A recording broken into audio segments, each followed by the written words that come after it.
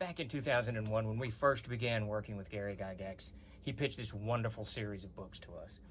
He called them the Gygaxian Fantasy Worlds, and what he envisioned was this encyclopedic set of books for role players, writers, game designers, the whole lot of us, that we could use in making our games, creating our adventures, writing stuff for publishable content, whatever it may be. And there was really no end to what he envisioned this series to be.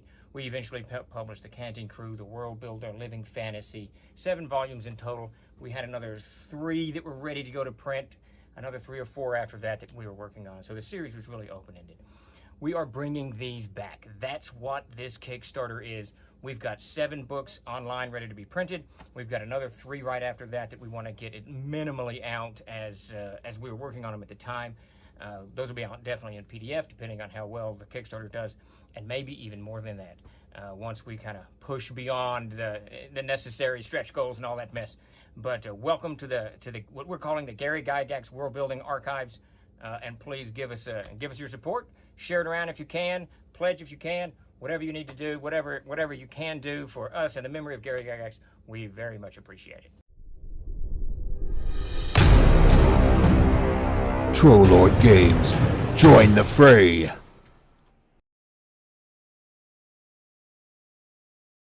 Hi, welcome to Gamescape 3D. Today we're going to be going over our release of our gigantic cliffs. We have a lot to go over, so let's get to it. Alright, before we jump in and see how this thing is standing up, let's look at some of our smaller features.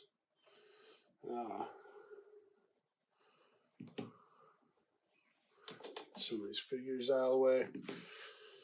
All right, you're going to have a folder in there called Magnet Face Cliffs. Those refer to a few specialty items that we have here. You can see this tree right here. It actually just pops right off. And after you pop it off, you can go ahead. I have a door piece you can swap in there. I also just have a plain cliff face you can swap right. You can pop in there. Okay. So let's say you're on an adventure and someone says a magic word, maybe that makes a door appear in the side of a cliff for you to enter inside or whatever. So this one right next to it is another swappable one. We have a cave entrance. These things blend in real well on the tabletop, as you can see. So there we go. No cave. Cave. Just that simple. Okay. And then our last one is down here. Shelves right here. This whole thing comes off. Okay, and there's your magnet faces on the back. You're also going to have open locks everywhere you have magnets. Most of the time you're going to want to use magnets. We're using 3 by 8 millimeter magnets on this. I needed something with a little more punch than the 2 by 6s I usually use. So you can see the open locks being useful in some cases. Mostly I think you'll want to use them on side-to-side connections potentially, because you will get into situations where the magnet polarity isn't set up correctly for what you want to do. And those open locks will override the magnets pushing away from each other. In terms of this base here, you can use any 1/4 inch material. I'm using hardboard here. You could use 1/4 inch cardboard, 1/4 inch foam core, some kind of plastic, plexiglass, anything you got available. You could even use 1/8 inch material and shim it up a little bit or double it up, whatever. So there's the hardboard I'm using. Okay, and these set right on top.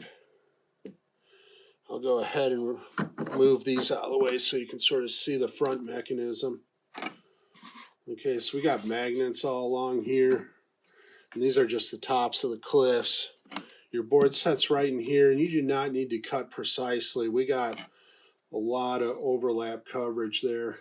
As you can see, in most cases, most spots, you're looking at up to 1 inch of coverage. So, you know, if you're within 1/2 inch, that's gonna take care of it. And then we have magnets, and these things just pop right in there and hold things into place. These, this one here is an earlier one. You can see I went a little deeper. I decided to change that for the one I'm releasing you, so you don't have so much 3D print coverage going back.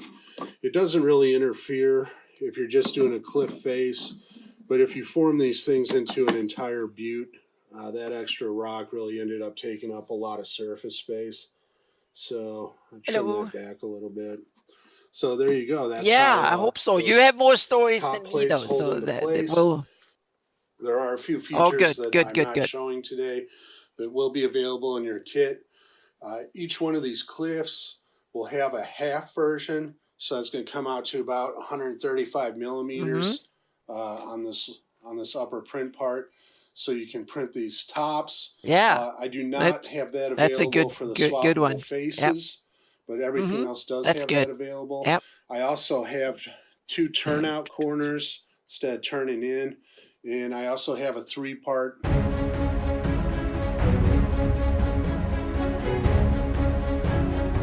Yep, I had some Windows updates and a Zoom update and a whole bunch of stuff.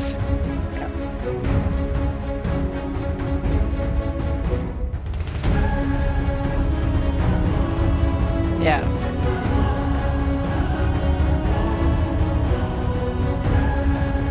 Yeah. Yeah, and I was so dumb, I didn't realize, I didn't turn on the computer I use for Zoom and all that until like 10 minutes ago, and that's when it started. It was like, damn, I should have started it early, but I didn't want to overheat my office unnecessarily, so to speak. And I didn't need it, so, okay, but here we are, now it's up and running and working.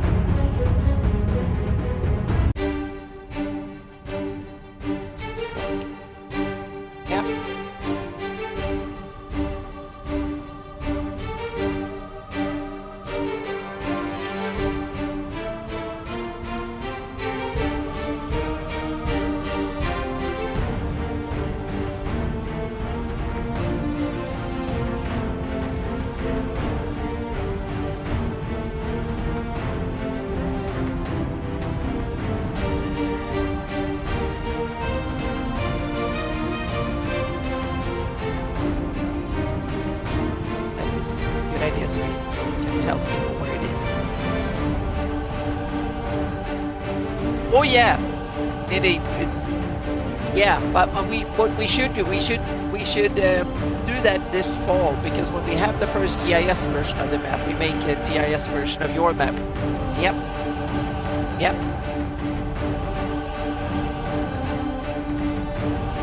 Yep. I think we should just have a special version of that one for you.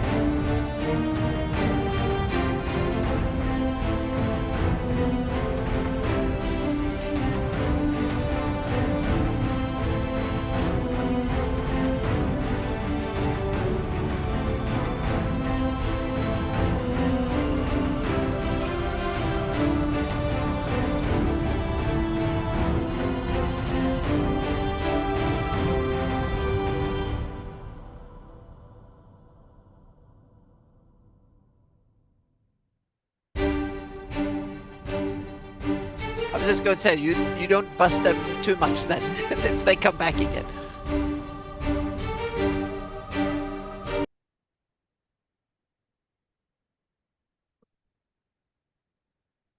Yeah, it works. Yeah. Well, the update did something good. Yeah.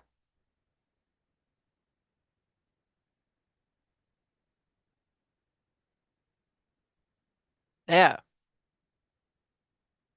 Mm-hmm. Good. Okay. Hopefully, doesn't have. Yeah, you have that issue again. So yeah, it seems like it. Yeah. Uh-oh.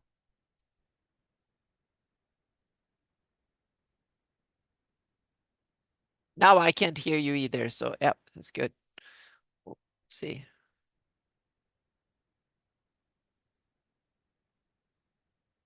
I'll log into Evernote. Okay, I have to talk for both of us. Yeah. But How about Jay's now? supposed to have the. How about now? Okay, I can hear you, Yeah. and All hopefully right. they can hear you too. You should be able to hear me now. So I've been talking Okay. a lot, and you guys didn't hear me. So yeah, no. Okay. There we go. Perfect. Okay. Okay. All right. So there were all these updates, and I thought, well, there you go. So it reset the audio setting. Cool. Thank you. It reset the audio setting in XSplit. Great, isn't that? And now I have something I need to do here. Let me the giveaways, classic D&D reprints. Let me put that up here because I did forget something. So good evening, everyone. It's good to see you. You got Anna and me here tonight on a little. We're going to do a little campaign story night telling, and also Tim will be on. And let me hit binary fire up what he just followed. So yeah, Tim will be on probably second hour. He told me as he's got a family thing. Until 8 o'clock, so Eastern. So there we go, classic D&D reprint giveaway. And so my first question was, if you caught the game yesterday from 1 to 5, any part of it, did you enjoy it? Because I thought that group is great. And we ended it on a cliff, hanger. So yeah, the Ever Mysterious Tim will be on tonight. Yep. The Ever Mysterious Tim has a game in Virtual GREYHAWK Con with open signups. Thanks, man. I appreciate that. I thought it was a great game. They're just fun, and most of them, except for the exception, of Stronghold Tim, but he hasn't played Old School, are very new players to the game. So it's like they're coming in with, no preconceptions. So, but a couple things before we get rolling here. Let's go to the screen here. I sent out a mass email, messages out all over on all social medias, Virtual GREYHAWK. The signups for events, if you look right here, is next Saturday at noon Eastern. Okay? That's when you can sign up for events you want to play in. Yeah, they're freaking paranoid like crazy, but that's good. So Anna, I put a little. Yep. I have these little animal miniatures, and there was the hills, right, mountains. I put a ram up top. Which would be up in the hills, right? Yeah. And they thought they were so paranoid about this stupid ram for like 20 minutes. They're like, what do we do? The thing, if you put it there, it must be important. So, It wasn't. Yeah. It wasn't. To kill. It wasn't important. Yeah, and eventually the one guy tried to shoot it. Slate tried to shoot it with his crossbow, missed, and it ran away, and that was that. It was just a ram. Mm-hmm. I'll throw a naturally occurring creature up there. Just to Don't do yeah, that. you Yeah. gotta, yeah. But they're like, oh, if it's on the table, it must be important. Oh yeah, and especially if they're up there on the hilltop, then you need to be killed. Yeah. And by the way, you guys, Moose and everyone, man, they cranked me up with the anti-hero points early on. That was hysterical. Yeah, the magical killer ram. All right, so here we are. Got almost after I put out the message today, the floodgates finally opened, and I got almost every streaming slot filled, all but one of those standard slots that I do, and the events are starting to fill up, which is great. And we haven't even put GREYHAWK Reborn's not even in yet, so that'll be another 10 to 16 more. And there's still room for others to get in before we start signing up, but yeah, there's a lot of really good things here. So it's coming. Just to let you know. And then if we go here, let me go back. So I'll show you what we have so far. on the streaming schedule.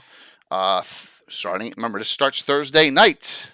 Hey, Keith. Thursday night, I kick off with, I'm going to do two, and they're two separate Lost City of the Sulis adventures that William Henry Dwork's writing, and I'm going to have the whole Lost City on my table at 7, and then this is Thursday, and then Darling Creep Show's at 10, Vengeance of the Red Duchess. So that is Thursday night. And then we roll into Friday with the only open slots Friday morning, first thing. That's it. Mike Disney, GREYHAWK Miniature Painting at noon. Stephen Chenault with a 3-hour game, Into the Dark. So he's, what do you call it, GMing or castle keepering it. A seminar, What's New for Troller Games, for an hour. Then Anna's Works of Anna B. Meyer from 6 to 8. Then Carlos Lysing, XZ, Proto Tico Farangi, and then at 10 starts off Armin's Forest of Doom. Remember, there'll be some crossover between events. So there you go. That is Friday. Saturday, 8 a.m. The ever mysterious Tim, the enemies of my enemies. And that has 2 open signups. That's 8 a.m. Chuck Combo, Lost Tower of Savad at 10. Phantom, The Embers of Empire, When the Levee Breaks at 11. Yours, Anna, The Shieldlands Patrol at 3. My Second Lost City of the Sulwees at 6. And then Vexing Hexter, Folk and Myth at 10. Ooh. All right, so yes, so we got a full day. Saturday's filled. And there's a lot of crossover here in the middle of the afternoon, but, we did my best with scheduling. And then Sunday, hey, Mike, if you want to hear some storytelling, you want to come on, you're more than welcome to come on, man. So the special Warp event, which has not been finalized on details yet, with Andrew Scott Perry DMing, I'm working on that. It starts at 8. Garner, Chaotic Game, he hasn't named his event yet, but it's in the system. It's just, we don't know the name of it. That's at 12. Guild Superior's Frostfang's Fury at 3. And then the GREYHAWK asked the experts, and if any of you saw in chat on one of the Facebook sites, Roger's like, "Oh, I want to be in that. Can I be in that?" I'm like, "Roger, yeah, absolutely." So Roger Moore, Joe Block, Malden, and Grow Dog, yeah, are all in Good that. lineup. I'm gonna ask Eric Mona too. So Yes, that will be awesome. Oh, don't worry about it, Mike. It was just an idea. It's no biggie. Just hang out, man. Just offering, because I know you're missing Wednesdays. And we're doing Sheltermar Valley this Wednesday. So there you go. So the streaming schedule, with the exception of one, and if someone wanted to do the middle of the night, a European or something, or someone crazy wanted to do something at 1 a.m. and run until like 4 a.m. or 5 o'clock in the morning, they're welcome to. So those slots are open, but the entry 9, 10 o'clock in the morning on Friday is the only one that's open right now. So there you go. Thanks. So we got that now, and we're getting games in. And like I said, please sign up. It's tabletop events, really easily done. And it'll be an exciting RetroGradCon 5. All right.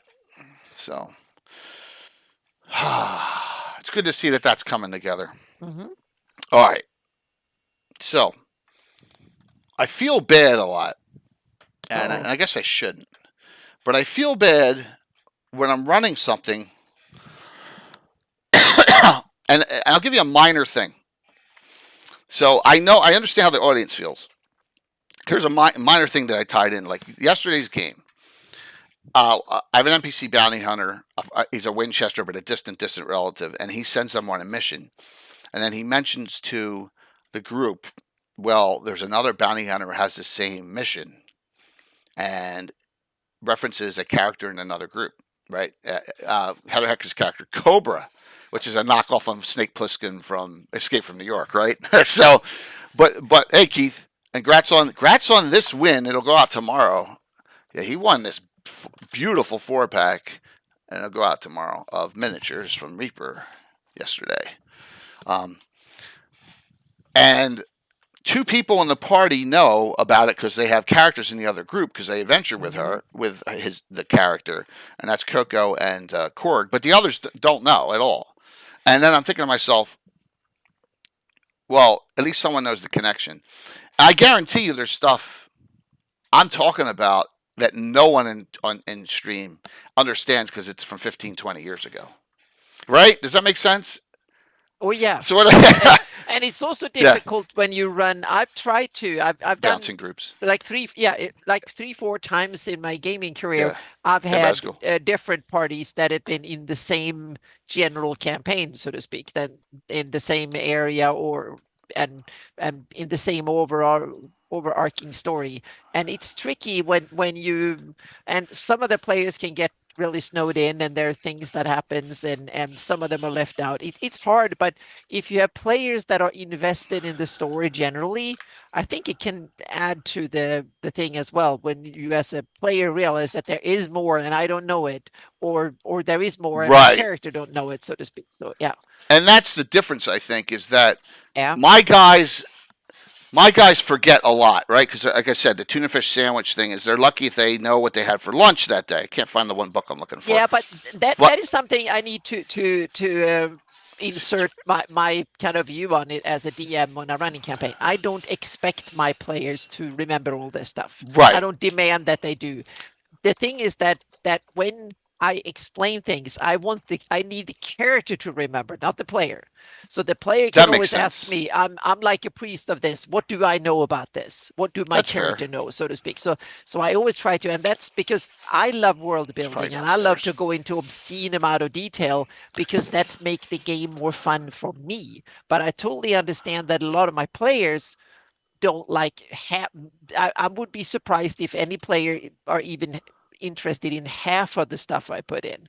But the thing is that I think they're interested in it as flavor, meaning it's fun when they realize it's cool, so to speak. But I don't force them to understand or know in advance. So I explain it to the character as we go, so to speak. So when the priest comes up to a village and I simply say, well, you see a symbol, it's burnt in on the wall of a house, and you recognize it's that type of symbol that was used 200 years ago. You've seen it in old documents in your temple, blah, blah, blah, something like that. So I try to, and that's the trick as a DM. So I need to understand what the characters would know. And then tell the character that, so to speak, and tell the player. So your character now recognize this, and then the player can take it in any direction they want. That's how I try to deal with it. But that might not be the best method, but for me, it's the best because then I can thrive in lore without trying to overburden my players with it. So a thing that with me, my guys are like intimate friends, so I expect more of them. Oh, that might be, yeah. Oh, yeah. Yeah.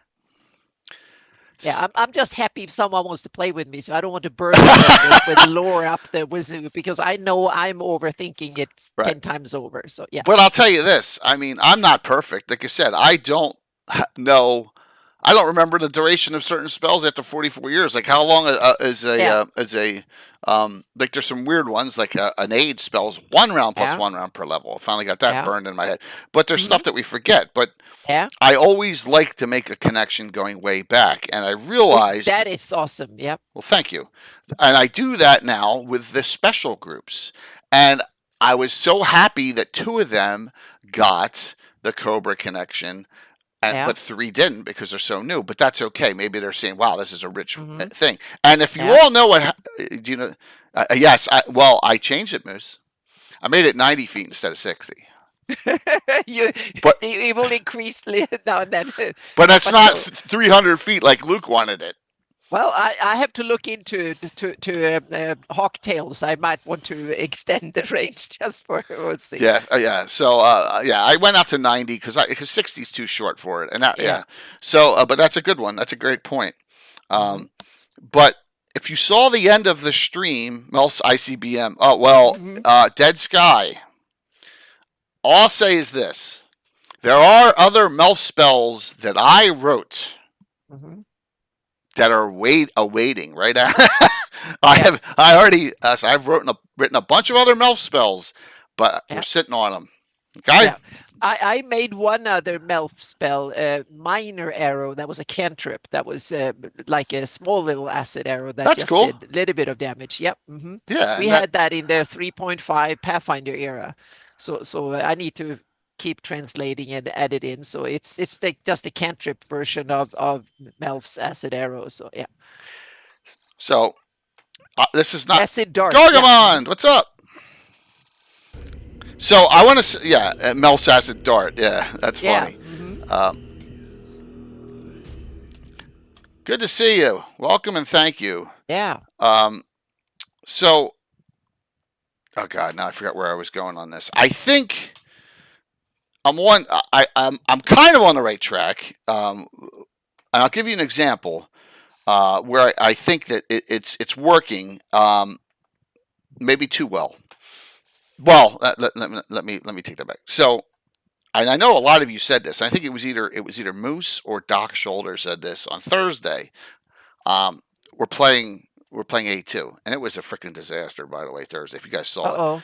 it, they had frontal assault at the place. Hey, whatever. They're all live, but they're all severely damaged. They frontal assaulted. And then I got Fritz in that because he's a part of that group as an NPC. And then it was either Moose or Doc. I think it was Doc. And I apologize, Moose, if it wasn't you and it was Doc, if I'm wrong. And he goes, Curtis should be on playing that character right now. And I'm like, well, he's still in that. Yes, yeah. So that's good, right? That's good that like they're the audience is like catching on to like some of the beloved NPCs that they like, you know, because Curtis just loves that character, and it was Doc. Okay, Moose, thanks, man. I wasn't sure which one of the two of you it was because you know things just scroll through so quickly, but making those connections is one of the things that I think sometimes I miss on because it's so long ago.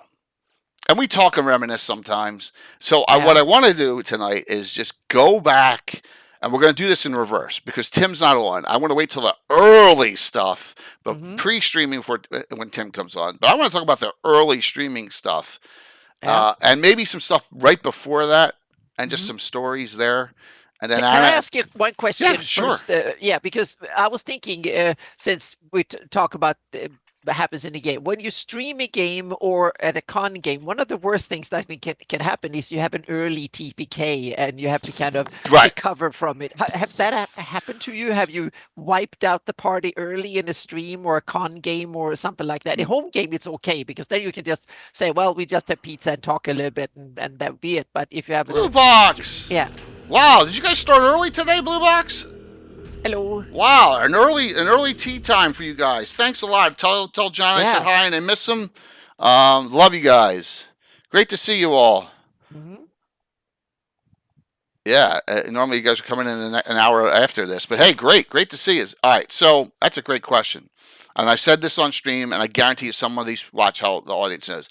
How many times have I said I have TPK'd the party in 44 years? Let's see what the answer is.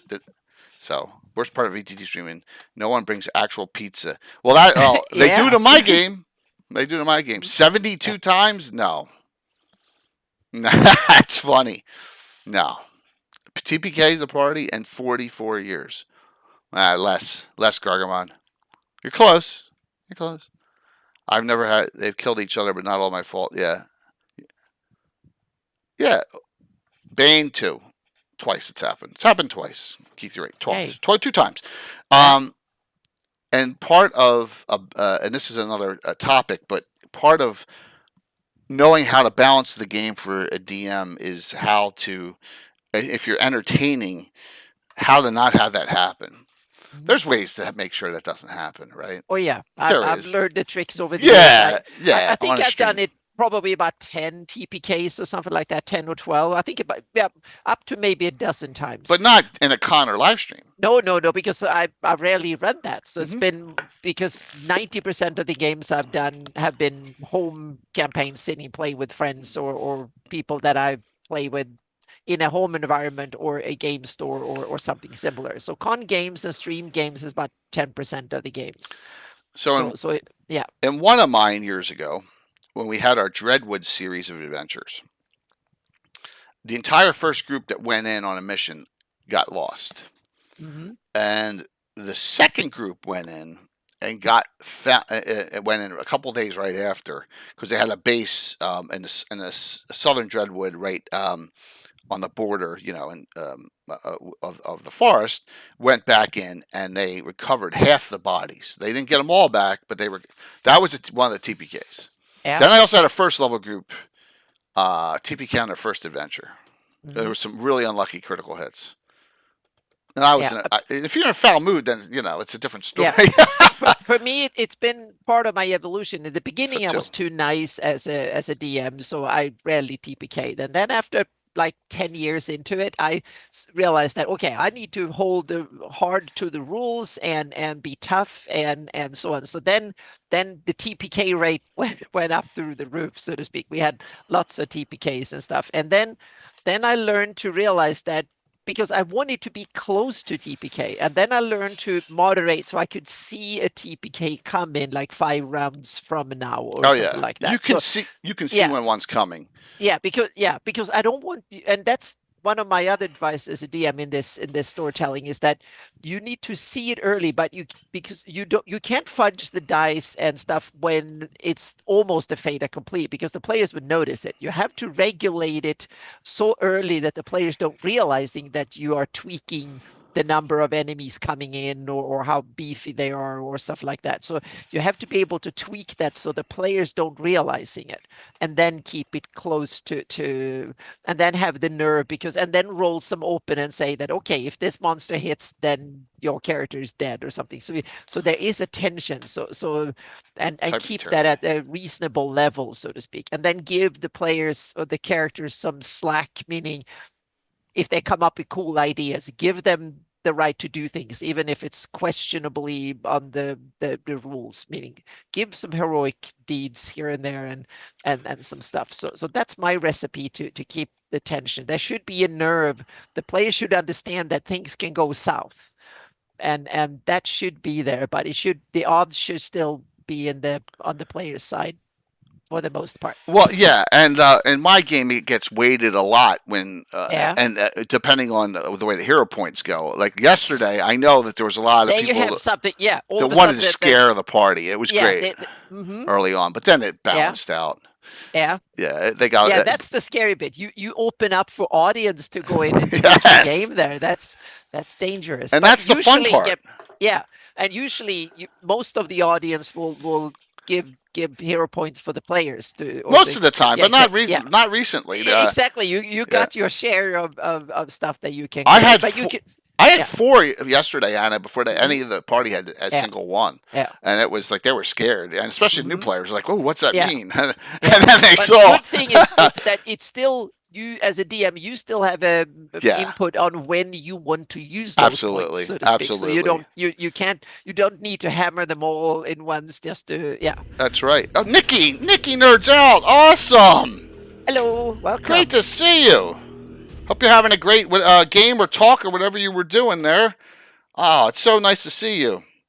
Yeah. Oh my gosh. I know I have a shout out for you here, and I was just like, I got 12,000 shout outs, and I'm looking for it. So, but thank you so very much. Great to see you. Hopefully everything's going well. We're talking story time tonight. On just because of a 44-year campaign, we're going to talk some what happened in the old days, and some other wonderful things that and also some suggestions for other players and gamers and things that you can do. And I'm just going to manually type this in. Please follow Nikki. She's awesome. Gargamon as well. Yep. Both raids and blue box. I can't believe I can't find it. I know I have it. You were on the show. I don't ever erase any. So hopefully that was right. Did I spell that right? I did. Awesome. So campaign build. Beautiful. All right. So we're going to tell some stories here. So fantastic. So, first one. Anyone know the first ever storyline I streamed?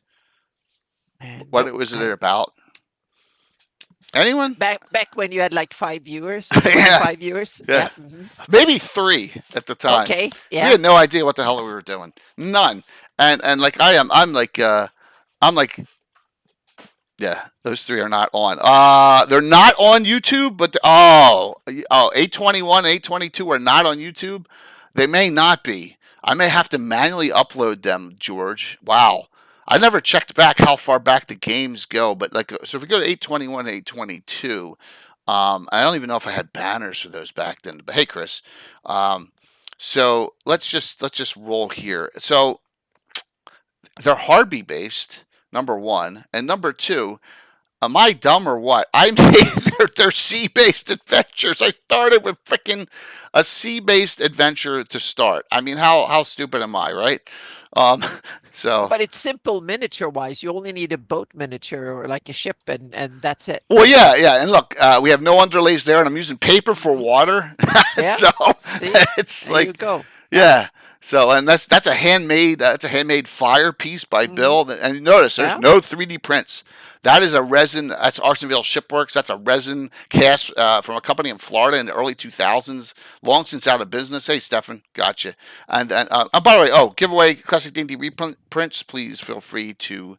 Yeah, there's the old days. No, we're not doing 3D at this point. This is 2018.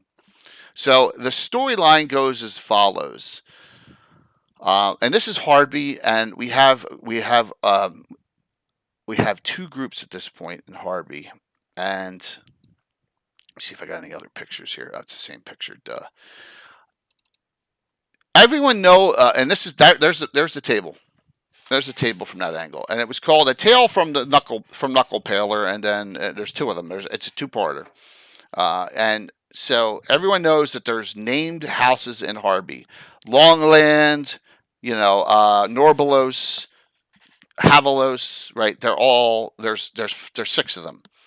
One of them's Maynham, and the Rotana Maynham. There's a whole bunch of big named Maynhams, Throne of Wood members, mostly female.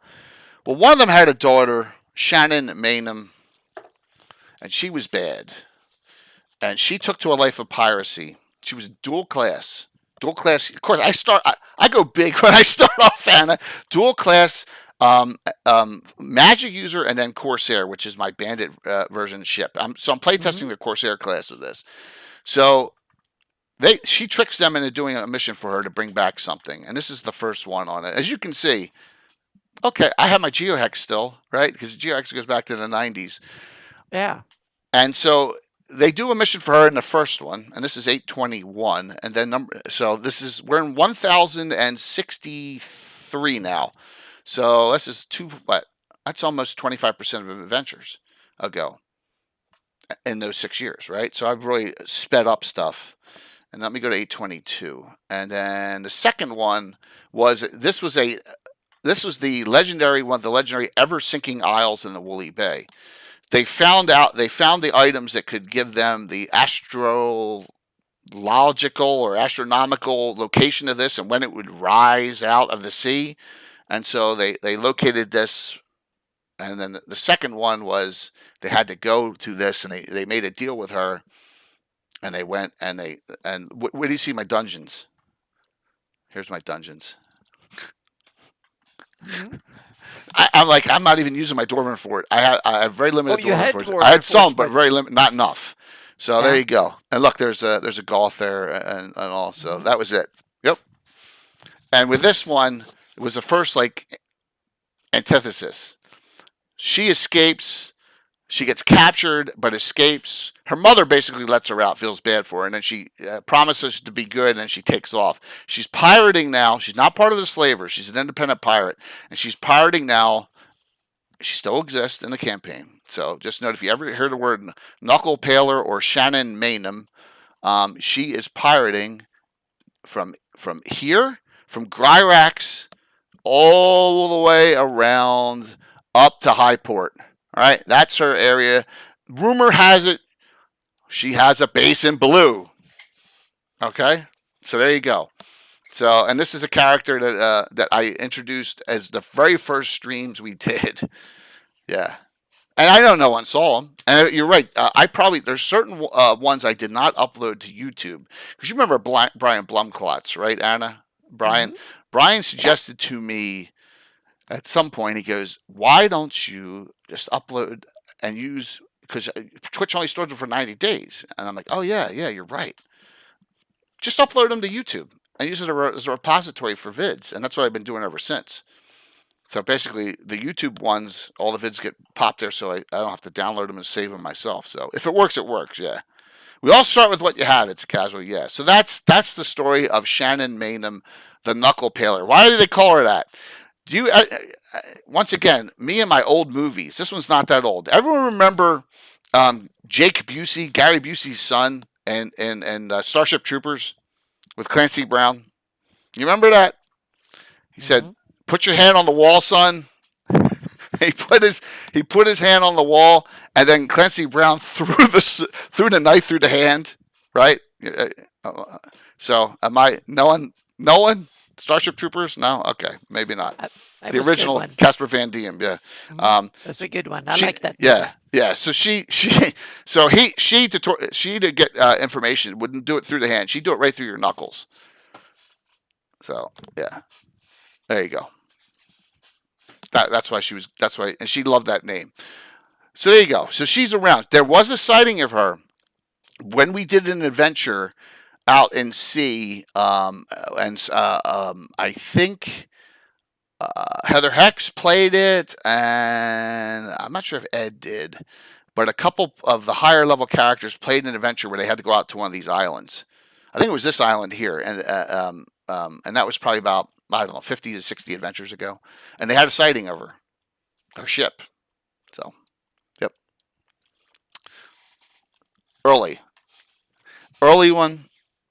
And learn this: don't kill off your antitheses early, even if you don't use them for years. Keep them around. So that was one of my. That's one she'll be back, but she's not a member of the Slavers. She's a pirate.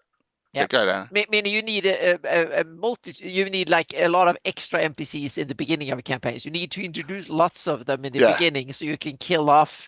And also remember, so there's always like enough for the players to kill off. So because you don't have to want to introduce new. There should be some old enemies that kind of persist. And the survival rate among the enemies are not high. And don't try in the beginning. The mistake I did was always like, there was always the main guy, and he always like gaseous form. He teleported away and he just disappeared. And now I don't do that. I try my best to not do that at all. So if they kill the antagonist, that's it, so to speak. And that means that you have to have lots of enemies around. Meaning I use and others have as many henchmen as it takes. So they don't run half the world for nothing, so to speak. Exactly. They have enough to run, and they will always send in lots of others. So they are cowards. A lot of big evil dudes, so to speak, are cowards. They make sure they only go in a situation where they can be almost certain to win. So send out. Make sure that they have the odds on their side when it comes to sheer numbers, and then let the players engage partially, so to speak. So it's kind of a balancing act, but it's fun, but it's tricky, and it requires two things. It requires both that you as a DM have a firm grasp on the story and the motivation and stuff like that, so you can tell an interesting story. But you also have to, and that's where I failed, and that's why I want to create my own game system. You need to understand the game system so you can anticipate how long a certain fight will go on and whether these bodyguards are any good or and stuff like that. So you need to anticipate how difficult it is for the player characters to accomplish something when you give them a task and stuff. So that requires a lot of intricate game knowledge, so to speak. So Stronghold Tim is on. Yeah. Tim, if you're there, question for you. Who killed your bounty? Uh-oh. So what in the story yesterday, I changed the name of the character because they were talking about cheese. I started this cheese discussion on Troller Games earlier, so I named the dwarf, one of the Princess Highwaymen, Dante de Rochefort. Right, so he was a Princess Highwayman bandit. They had they had to get him back and capture him. Or bring his body back, and it was half the bounty. So they successfully do it. Traveling back, they wake up one morning, he's dead. That was the end of it. So,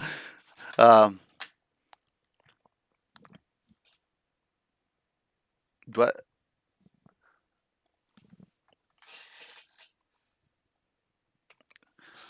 that's an interesting topic. It's Storm. I appreciate it. Well, I'm not telling you, Tim. You're going to find out in the next time we play, right? So there you go. A good story. Was it Cobra? I'm not telling you if it was Cobra. See, before we got on, you never met Cobra, and we were talking about how I can see Junior. It could. Who knows? It could. You're gonna have to figure it out, Tim. You're gonna have to figure it out. So it's gonna be hysterical when you find out who it was. So hey, John, what's going on? Second story. And I always went big, and Anna knows Marco.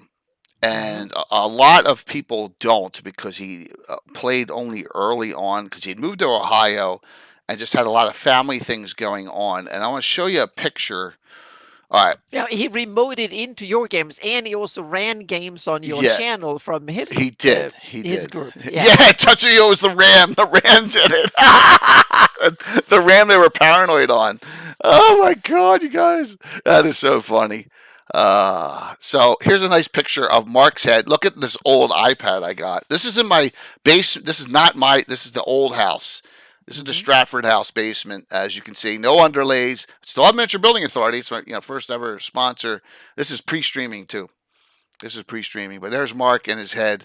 There's our Utz pretzel barrel there. Yeah. So, and the old roads that look like railroad roads. So yeah. But that's Marco. So Marco has a character, David Gradavis, the third, I think. Oh my God. I think it's third. I think it's third. I think I've heard about the third. Yeah. If you come up here, or fourth, I'm not sure. The Gradavis estate got destroyed multiple times, but mostly during the Irish War. But there have been a lot of warring going on. If you read other adventures, especially in the Free Secret box set where it says the Horn Society comes, and we did stuff with the Bandit Kings. Here's the Gradavis estate way out here. So Marco's character, David Gradavis, is one of the three. It's like an oligarchy kind of. There's a council of three people that run the Shieldlands, and he's one of them. The other one is Katarina in human form. All right, and then oh my God, my brain shut off. The one, oh my God, the one that supposedly gets killed. The Archer Jakartai's friend. Oh my gosh, my brain. Hang on a second. I need to go into Realm's Shieldlands zone. Oh, that's painful. Guessing. That's painful. My brain is off. See, I'm getting old, everyone. Because I didn't kill her off like Sergeant did. Yeah, Valderessa Sharn. There you go. I remembered. Valderessa. Okay. Those three. Mm-hmm.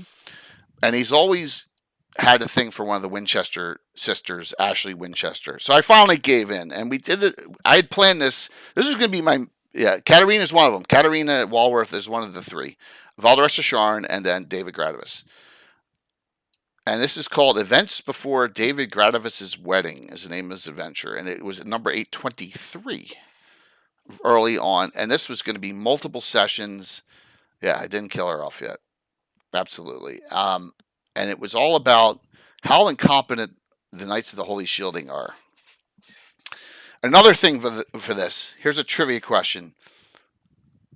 The bad guy in this had already been killed 3 times, 3, in my campaign, and appears as the 4th and final time this person appears. And was one of the most bad luck persons in all of IU's retinue. So Anna, who is it? One of the most bad luck persons in all of IU's retinue, always gets blamed for all the incompetence. Oh, come on! It's yeah. It's the one that I have as the Vane. Yeah, Vane. He's my main villain in because I wanted him and as I a fall picked guy. him for my campaign. Yeah, because he is the one that has the most bad luck ever, and he's kept just so they can blame him. It's like the bottom of the hierarchy. It's awesome. Yeah. So early on. And this is open up and it actually happens, I guess, in 3.5 or whatever. Vane is pissed off because he's demoted from, this is in published source. He's pissed off. He's demoted from the Greater Boneheart to the Lesser Boneheart. And he's put on this island here, Adam Munford, and Ad Munford to run it. And they get, the Order of Ulek and all the other the Knights of Holy Shielding get word that he'll sell Eyes out in a second. So he gets sold out. He sells out Ayuz, but then Ayuz finds out, kills him. That's the first time he dies. Okay? But then they retake this isle, and then they have a lot of other areas. Now, and I have a difference here, but I have crit wall. Here's the shield reclaimed from Bastion of Faith. And then I have it running. They have all this area, and then it runs straight up, all the way up here to Walrus Crossing, which is where this adventure I'm going to talk about is, and Homer's Hold beyond that. All right, and it runs straight down, and there's Pursuer's Lodge, another place. Durgam's Folly, that's the 3rd edition adventure by Mike Merles.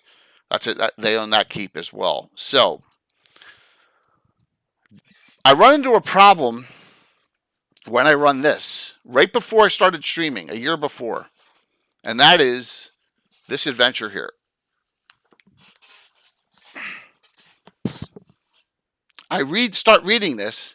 Guess who one of the main characters in this is? Vane. So I'm like, oh crap, I killed him. So now I got to figure out how he comes back. And he said one of the allies of the Boneheart, I think I said Zenvaline, raised him because he wanted him to stay as the fall guy because that kept eyes off of his back. So he raised Vane, and then Vane started scheming in this adventure. And Vane's doing a lot of stuff in this. It was with a flesh wound. All right, Vane dies 2 times in this adventure if you've run it. He dies by the party. And at the very end, before you catch Ayuz in the God Trap, Ayuz shows up in the adventure, resurrects him, then kills him just after he resurrects him. So he dies twice in this adventure. And Vane's the one that puts loose the simulacrum of Igwolf that's running around causing all this trouble, who becomes sentient. That's kind of the story in here. So that's 3 times Vane has died. Now, when I have this tie-in, and I got lucky, I said when he kills Vane, Vane goes, I curse you, Ayuz, I will be back. When he kills him, now, like I said, this is all pre-stream.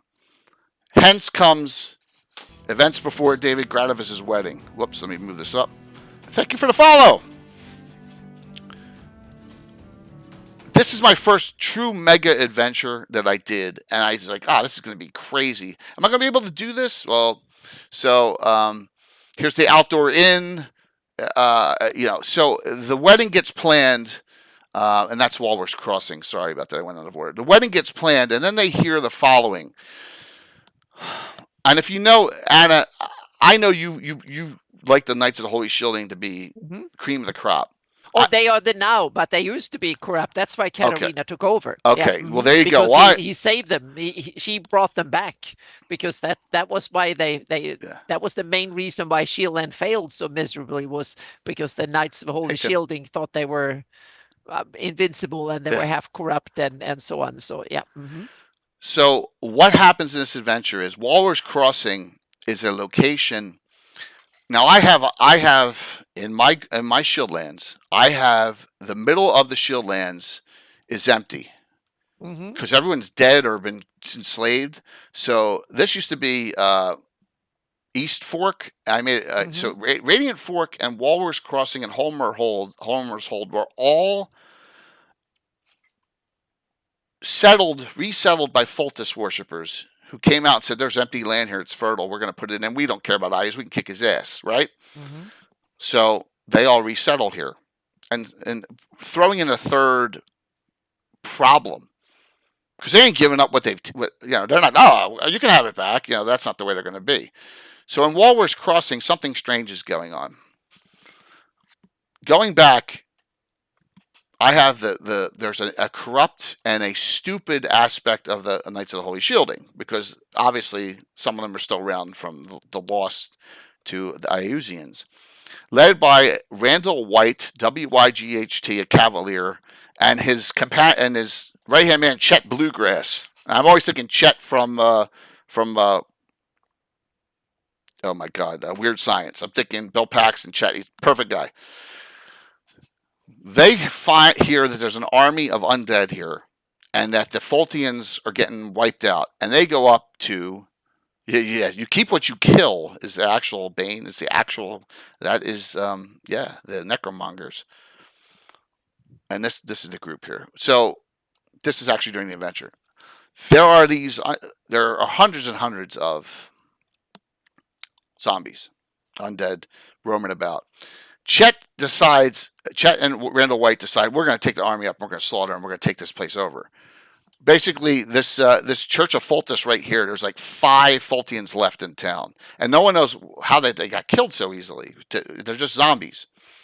So they go in and they wipe out the zombies, the army, and then they stay in town. They get all drunk. Right. Next day, they wake up. The zombies are all back up everywhere, and the army gets completely destroyed. And that hence the player characters come in and got to figure out what this is. Turns out in this one, there is a creature in one of my 3rd edition books, and I should have brought that book up to share it with everyone. It's so awesome. I may run down when Tim gets here and share that. Let me see if I got any good pictures. There, yeah. All right. So there are some of the zombies that, as the group comes back in the adventures. This is like 9th, 10th level characters, and there's David Gradavis right there fighting. That's his character, along with some other Knight of Ulek characters. No underlays, everyone. You can see just tabletop. Let me see if we got other pictures. I think it works. Also, Panjasek shows up too, and there he is right there. And I'm sorry, these are bad picks. And there's a Type 3 and a Type 4. He shows up to cause trouble in this fight too, because he knows it's vital. They go and they find a crypt in the back. They go down and they find out that there's this thing called a Grave Master. It's the Grave Master can raise every corpse, whether it was killed recently or killed a previous day, every morning within a 50-mile radius. It's here 25 or 50 miles. So every day that army pops back up. And unbeknownst, no one knew this and they find out who is the Grave Master. Vane has come back as an undead. Mm-hmm. And for the 4th and final time, they have to kill Vane, who has his curse, his wish comes true. He comes back as undead, this powerful undead. And they finally figure this out. They lose 1/3 of all the Knights of the Holy Shielding troops. Chet Bluegrass they That's what I have in my campaign too. Vane has lost his mortality a long time ago, because that's the way his soul is doomed somewhere, and I think he was originally maybe not that bad. That's why he failed at things. He was trying to mitigate whatever, and that's the final one. So I kept him. They kept him as an amusement, and then eventually he turned good. Really? Or no, not good, but in that sense, effective is the word I was trying to use. Yeah, let me see if and so he become worse and worse just because he's the one that's trying to appease he wants to fit in, but he's never been ruthless enough. And now eventually he's starting to get there, so to speak. He's starting to the play characters met him at the keep where he now creates some soul husks. So that's his okay. He learned to master that, so he can now do his master's bidding by creating soul husks and stuff. So IUC is starting to see that he might be of some use, so to speak. He kept him in the frontline use for a long time, thinking that he will either perish or he become useful. So now he's actually starting to become useful, and it was almost like Katarina felt pity for him, because she felt like, damn, I haven't been able to recruit him or kill him right away. So she almost felt pity, because he's been going through such a gruesome life that it's. Oh, he's definitely the glutton. All right, so here's Panjasek, and here's the fight. So this thing was multiple sessions, and once again, I'm not sure if this early. I know I uploaded all the Gabbins and all the Legends and Lores. I don't know if I uploaded all the adventures. So I may have to upload these just, as classics. But the quality is going to be terrible, because I have no idea what I'm doing at this point. With streaming and all, and but it was fun, and it just, the final resolution was this: when the characters and they recovered, Chet Bluegrass and Randall White are like Randall White has no legs anymore. Also lost his tongue. I mean, they tortured the hell out of him after they captured him. And this is David Gradavis and Ashley Winchester. You can see how old those minis are. Yeah, so there you go. Walrus Crossing. Those from the Holy Shielding and those re-emigrated up here made a deal, and this is the place where the Fultians and the indigenous Shieldlanders are living together, and it's working well, and it's a stronghold up here. I named it Walrus Crossing. I added that because I thought it was cool. It was, Crossroads, and it's like, yeah, it's a great idea. And then Homer's Hold I added to in a future another adventure we did. I made the Walworth Crossing. It's now in my campaign. Oh, cool! I appreciate the name that so much, and the place too. It's awesome. Yep. Yeah, it's okay. It's okay, Dragger here. I understand. So it was a fun adventure early on. It's a shame no one watched it live. So hey, it's Storm. But it's one of those things that I'm proud of because it set my. And we go back to the Shieldlands here and there. So, well, I got that the last time, dude. Feel free to follow if you're interested in participating in our chat. And our community, our GREYHAWK community, is pretty awesome. So let's see here. So that's the story of adventure number 823, which, if Mark was back and playing more, or playing at all, I would be doing a lot more Shieldlands adventures. The last big Shieldland adventure I did was from Treasures of GREYHAWK, right? And I talked about that just recently. And that is Crossing into Steel if you have this on page 60, and it's the one where we were talking about last week on magic weapons. It's the was that my beat? It's the one where the paladin imbues herself into the weapon at the end and creates a holy avenger Asanther. I hope I said that right. In it, and then there's a second adventure you're supposed to go, and that sword's supposed to destroy in the face of Xenos. All right, so that's the last one I did, and it actually takes place in the Shieldlands. And what I did was I had it here beyond the Gradavis estate is where that takes place actually. So in a ruin, so it worked. What's up, Curtis? Hello. Yep. Yeah, Baldur's Gate 2, you had to kill someone over and over again. Curtis, we were just talking about how everyone wanted you to hop on Thursday night and play Fritz. That Fritz has gotten like legendary status here. So we're telling some old stories. I've told some stories on 821, 822, and 823. Early streaming adventures. When Tim comes on, we'll go before that. So Anna, you got a story you'd like to tell? If not, I can go on. No, go on one more. I actually need to. Yeah. Mm-hmm. All right. This is so much fun. I can learn from Wayne and yeah. So Vane got killed 4 times in my campaign. 4 times, 3, only 1 on live stream, and the last one he was an undead called a Grave Master. If Tim comes, I will run down and get the book, and I'll show you the book. It's really good. It's got some great undead monsters in it.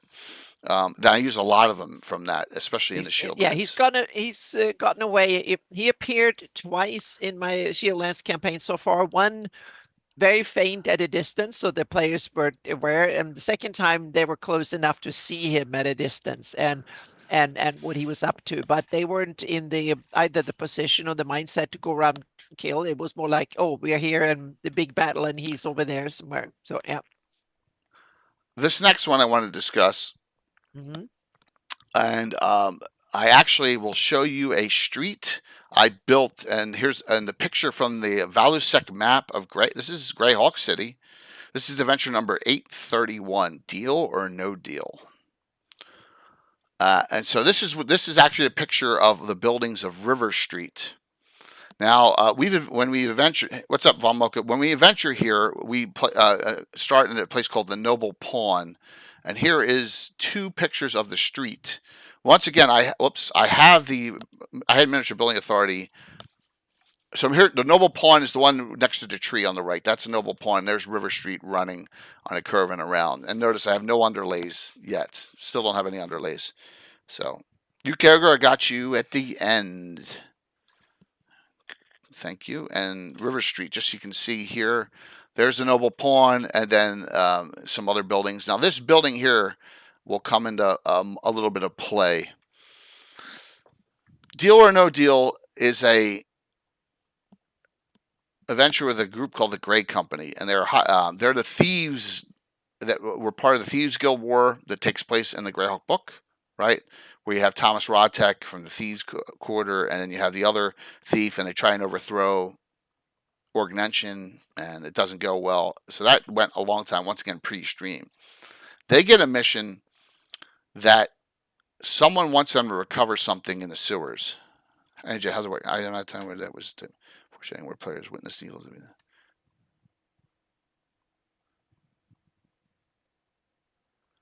So which one?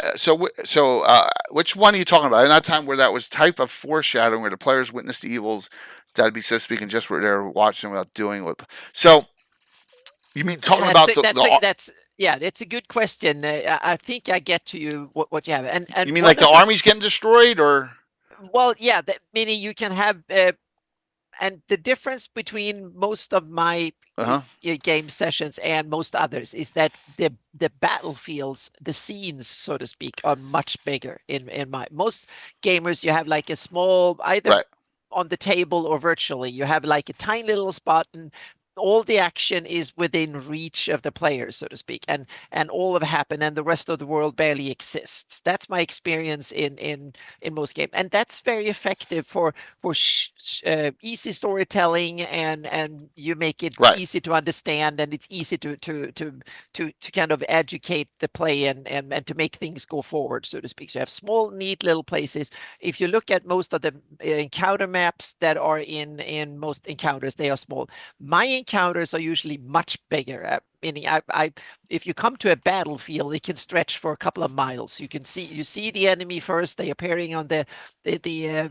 next ridge that is 2 miles away, and you start noticing, and there's like smoke, and you hear drums at a distance or whatever. So it's a lot of stuff like that. And you might notice, due to the signs or the banners, that that's the king up there, or there it's one of the evil henchmen of Ayus or Death Knight or whatever. Someone, an enemy, and then you first you have to, should we flee or should we engage, or kind of stay on course, and stuff like that. So I think that's one of the reasons that my players often get the chance to see an enemy at a distance. Then they get a chance, like, okay, should we engage or should we run, and both of them have risks, so to speak, and you have to assess it. Or should we try and stay hidden and sneak in, or just hide and see if the enemy just passes, because they might be in a forest and see up there, and they're not certain, do the enemy see us or not, so to speak? Have they sent out spies or recon or stuff? The player characters might be a recon force so they might have their own army at the back, so to speak. So and the orders might be to engage, to mislead, or run back and report back or something. So that's where I try to paint a bigger picture, and it's smart in some ways, but it's also risky, because you get a lot of stuff that might happen at a distance, and so on and so forth. So it's a gamble, both mechanically, story wise, and so on. Because sometimes I overwhelm my players with options, and sometimes you never get the battle, meaning I might have 100 NPCs, I might have geared up for a huge battle, and the players just, oh, no, not today, and we run. and that will be it, so to speak. So that big battle didn't happen. So a lot of the game prep goes to wastes, at least initially, which means that what I do is I map out an area, I stat out lots of NPCs, and I have it ready. So the players can take whatever action they want, and I don't see it as wasted, because I map out area by area and all the stuff that are in there, and then let the players loose, and they can do whatever they want. So over time, these enemies tend to come back, and if I didn't get the battle that time, the enemy will get it sooner or later, so to speak. So therefore, but that's the nature of the sandbox. So just because I think that a big battle is going to happen might not happen. Or the players might be hell-bent and run in there Stream no Deck's matter not what, working. even if I haven't planned it properly. So that's the, yeah. There we go. That all right. So my Stream Deck is going on and off. The wonders of having updates. So that was what I was like. What was that beep? Yep. There we go. Well, Now it's back on. Okay. That's awesome. It's a casualty. Best Yeah. of luck with your games. Yep. Yeah, and it's a casualty. And I have two different styles. For me, Yeah. I will tell a story like going back to the Shieldlands. Randall White, who's like got this whole following, the lawful neutral aspect of all these Knights of the Holy Shielding. He's pissed off that Katarina and Valoressa and David Gravis are running things. He's going to show them. He's going to take this army and he's going to kick someone's butt because he thinks he should be in power. And runs out there, wipes out that. That's the storyline. I like having a lot of fools in my game because with fools, there's always going to be problems that arise. So that's what happens. Oh, yeah. So I tend to see that a lot of people. Of course. Yeah, this is awesome. Yeah. So, yeah. But I tend to have it that people that have power are usually not fools. Because most systems will not let someone completely foolish assume a lot of powers. But there's a couple of exceptions to this. The real power might be someone behind the throne, and they want to have someone, especially if you have like a system like take a city like City of GREYHAWK. They might elect to have a mayor that sits and is a fool because the real oligarchs don't want to front that they are actually the ones running the show, so to speak. So the sovereign, it's like a lot of kings in Europe. It was actually people behind it. They were the power behind the throne, so to speak. So there might be real power behind the throne, and they have a symbol or sovereign that is the one that becomes the scapegoat, so to speak. So not necessarily, but almost, but they tend to be short-lived because sooner or later they say something dumb, or they don't follow orders or something, or someone kills them because they think it's the real power. So the power players tend to be smart, at least in my campaign, because otherwise they wouldn't survive the game, so to speak, and they become ruthless to some degree. Otherwise you don't stay in the game. Even the good ones are that they don't have patience with idiots up to a point, so to speak. So yeah, and if you go against them, even Katarina, if you go against, she will chop your head off. That's yeah, that's she will not suffer fools lightly either, so to speak. Well, this next adventure, number 831, Deal or No Deal in GREYHAWK, starts because of a fool going way back to the Gore novels, and I'll explain in a second. So we go back to, they get approached. We need you to recover an item. It's in the sewers, but it's hidden by magical protections. And they, through a series, the deal, and here's the map of River Street, and here's the picture. So this is the noble pawn that Bill's character owns, Galena. This house here, which is like a warehouse facility, the deal is if she does this, they give her the deed to that location. They jump at it, right? So through all this, there's a series of mazes and things and traps and all sorts of things I've put underground. All sorts of different traps, as you can see, I've thrown out here. And there's another organization. They don't even know what they're looking for. There goes my Stream Deck off again. There we go. I just got to make sure I don't touch it. The very end of this adventure, they find what they're looking for. And it turns out, how many of you know how powerful an old school magic item, a rod of beguiling, is? It's one of the most powerful items there is. They find this rod down there encased. It must have been early since you placed it there. Yes, with all these knickknacks all over it. Weird stuff. It's encrusted with them. Turns out, this is the king of the beggars, rod of beguiling, Gaspar, from the Gore novels, the beggar master who gets killed, right? and this is where he kept it for safekeeping. His son, that no one knows about, is in Divers, plotting long-term revenge on the Thieves Guild. They gave him the ride. This is one of my long-term plot arcs that one day I'll go back to, and maybe we'll have another the beggars are going to re-rise again. So now that's so much fun to go back and revisit old places and old enemies and stuff. That's a big part of the fun. So they made the deal. Because what do they care? Yeah, the Grey Company. They're gray. They're mostly a lot of neutral characters, maybe a couple good. So that was a fun one. Early on, I think I had a 10 viewer average for that one. We're early on in adventures. Really early on. Let me see what this one is. 833. Okay.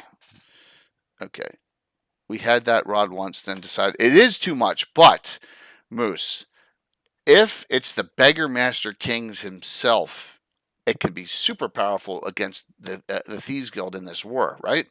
So I decide, why not? It's not going into player characters' hands. It could have, but they didn't know how to, maybe there were some special commands to use it. But so it went to the son of Gaspar, who is in Divers. Because I think Divers is a shithole, so that's why he's there. All right, next one. But it can make a lot of sense that if you want to revenge on someone, you don't want to go too far away. You will go too far away enough that you're out of reach while you're building your strength. Yeah. But you want to stay in the region so you can keep an eye on the ones you want to revenge, and you want to stay within striking distance, so to speak. So to go to another city, and also it would make sense to hide in a place that are powerful enough to withstand, so the legal arm of GREYHAWK can't touch you. If it's a beggar to hide in a place where it's comparatively rich and organized, it's probably a good deal, and then stay low until you're ready to revenge, so to speak. Yeah. And it hasn't happened yet in my game. Yeah. I think that you have one of the things you can throw in. Yeah, you can throw in later on. Yeah. I love long-term plot arc. When I'm ready when I feel pissed off and I want to kill a bunch of characters, I'm kind of that's one of those. I'll just throw it in there. It can strike from nowhere, so to speak. Right. That was adventure 831, and now we're on 1000, and so we're 230 adventures later. Yeah. Do you set any particular triggers, or do you feel like today I just want it to happen? There may be some. There may be a trigger. Because what I would do, I would simply write down some ideas. This will be the criteria for that villain to come back, so to speak. If this and this and this happen, then that is, and then I will use my leaderboard thing. So I would have the players roll for that faction, and if he rolls high enough, and the faction grows in power, so they get more money and more intel or whatever it is, then I will say, okay, now is the time. Now he comes back, so to speak. Okay. And if his faction numbers dwindle, he might never dare to strike, so to speak, and so I let the players roll for these faction rolls, meaning those are things that happen in the background, and that dictates a lot of what's going on the big picture, and I let my players know most of it. If they are aware of the faction, I get them to know, so they can say, okay, Ayu's rolled really high. Right. So now they know that Ayu's is on the move. He is now more assertive, and so on and so forth. So that's, and then they can adjust. They can affect this more and more the higher level they are. So in the beginning, they're just low level. They're just spectators to the whole thing going on. And when they move up, they become players in the whole they're becoming intertwined in it. So for me, because I have all these adventure groups all over GREYHAWK, right? I think to myself, when is the proper time for a high level interactive that's going to take weeks? And we'll go over some of them. And here's the next one. Now this one here, this is the area of, and this story goes into creating a new adventuring group, if you can believe that. This you'll see, and also this story goes into this, why this is here, that you and I placed here. Okay, so from a module, from a magazine, I think it was from number 9. Oh my God. I have it on whatever it was called.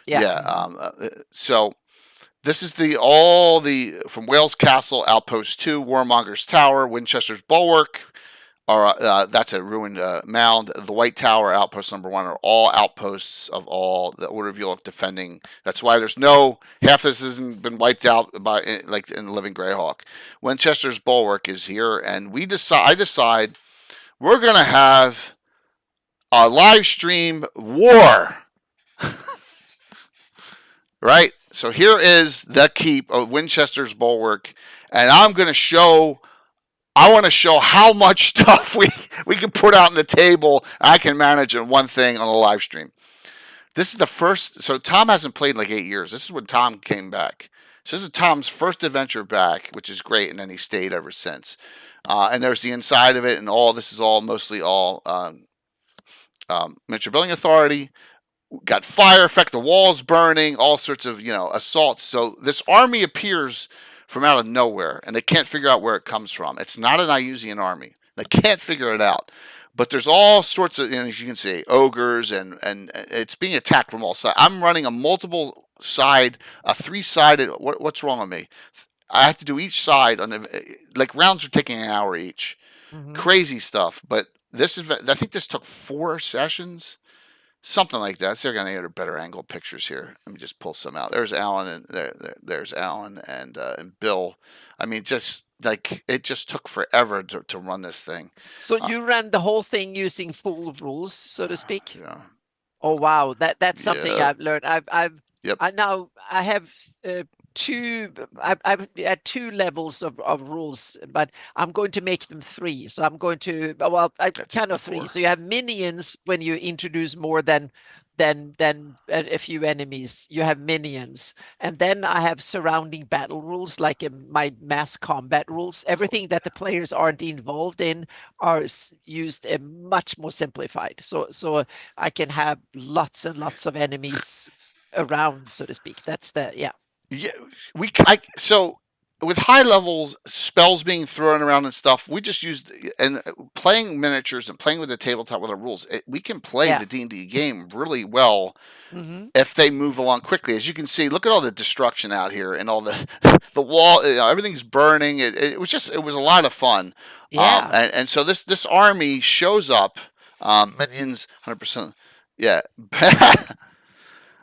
They all and they eventually repel them. It was a lot of characters got killed, not because they got raised, but there was a lot of death in this. A lot from that point on, the walls were on the one spot were open. I'm trying to see a post one. I can go to that afterwards. Yeah. So they were infiltrated. High level characters came through and were starting assassinating people inside. It was really bad. So they don't know where this army came from. All this was to set up, and then I went to, and here's Winchester's Bulwark. This battle site's an ancient site, by the way. Strandkeep Castle is from Gore books. Watcher's Towers are from me, and then so let me go to adventure number 840. I don't think I think I just went to. Let me just make sure I don't have that in this folder here. I think I kept that one in a separate folder. I did. Let me go to 840. So from here, we start our new group of first level characters. Guess what? They are the first level characters that we are playing. They're the characters we're. Hey, History Prof. That's all right. They're the characters we're playing right now on Thursday night. The Bloody Brethren First Ulek Pathfinders that we're playing right now. They're all 7th and 8th level. So it's been 5.5 years of playing these characters. They're that level now. So I can't. Oh, shoot. I may not have it here. I thought I had it. All right. We have a series of adventures of low levels of them with missions, defending the keep, doing adventures. Eventually, they find out that, and I'll go back here, there is a hidden temple of the Rithnol way up here, and most of those creatures were Rithnol worshippers that attacked them. But thank you. So that's how I tied it in. So we did the Hidden Temple of Rithnol adventure. And by the way, me running that adventure got me the Reaper miniature sponsorship. Because when I advertised for that, that's when the guy from Reaper, Michael, saw it and reached out to me because he was a GREYHAWK guy and said, "Wow, you're doing all this stuff." And I'm like, "Yeah, I'm using all your miniatures." When I ran this in Temple of Rithel, and that, hey, darling, and that's when the tie-in occurred, and that's how I was able to get the Reaper sponsorship, was because of, you gotta get lucky sometimes, and that was the connection. So they all came from the Hidden Temple of Erythnal. Now there was a little bit more to it than that. Someone had spurned them on to attack. Okay, just note, it wasn't IUs. I don't like the world. IUs doesn't belong down here. This is too far south, right? So those adventures are in the 850s, but that was a fun fight. And I don't know if once again, I did a 24-hour stream. I don't know if I'm going to do that again. That was the most recent one. That fight was so big that, like, we did at most 10 rounds a night. I mean, that's all we could do. And it was too much. So big. I could have sworn I had some pictures. I hate that. Let me go here. No, I didn't. It used to be on my front page. Don't have it. Let me just check. 850 I have. All right. No, don't have them. They're on the other computer. Showing the keep in wintertime. That's all right. Hope you're doing well, darling. I know you got a stream tonight, so we'll see you soon. And thank you for being part of our CircleGrad on that Thursday night upcoming. All right. You want another big one? Another big one. Let's go to number 850. Okay. So way back 30 years ago, Walt's character, and Schlemmermeal is now his dwarf, is way up in at Hearthguard Tower. He says, "Why don't we just put out? It's kind of like beacons for the bad guys to come and attack, and we just see how long we can hold out. Kind of like what they did in the first Iraq War, and they went right downtown in the middle, right? It's kind of so they made these two Watchers towers, and let me show you them on the map. Okay, there we go. Oh, look, I have underlays now. First ones, they're stratagem underlays. They were not that high resolution, but they got the job done. These were great towers from Miniature Building Authority. They still have them.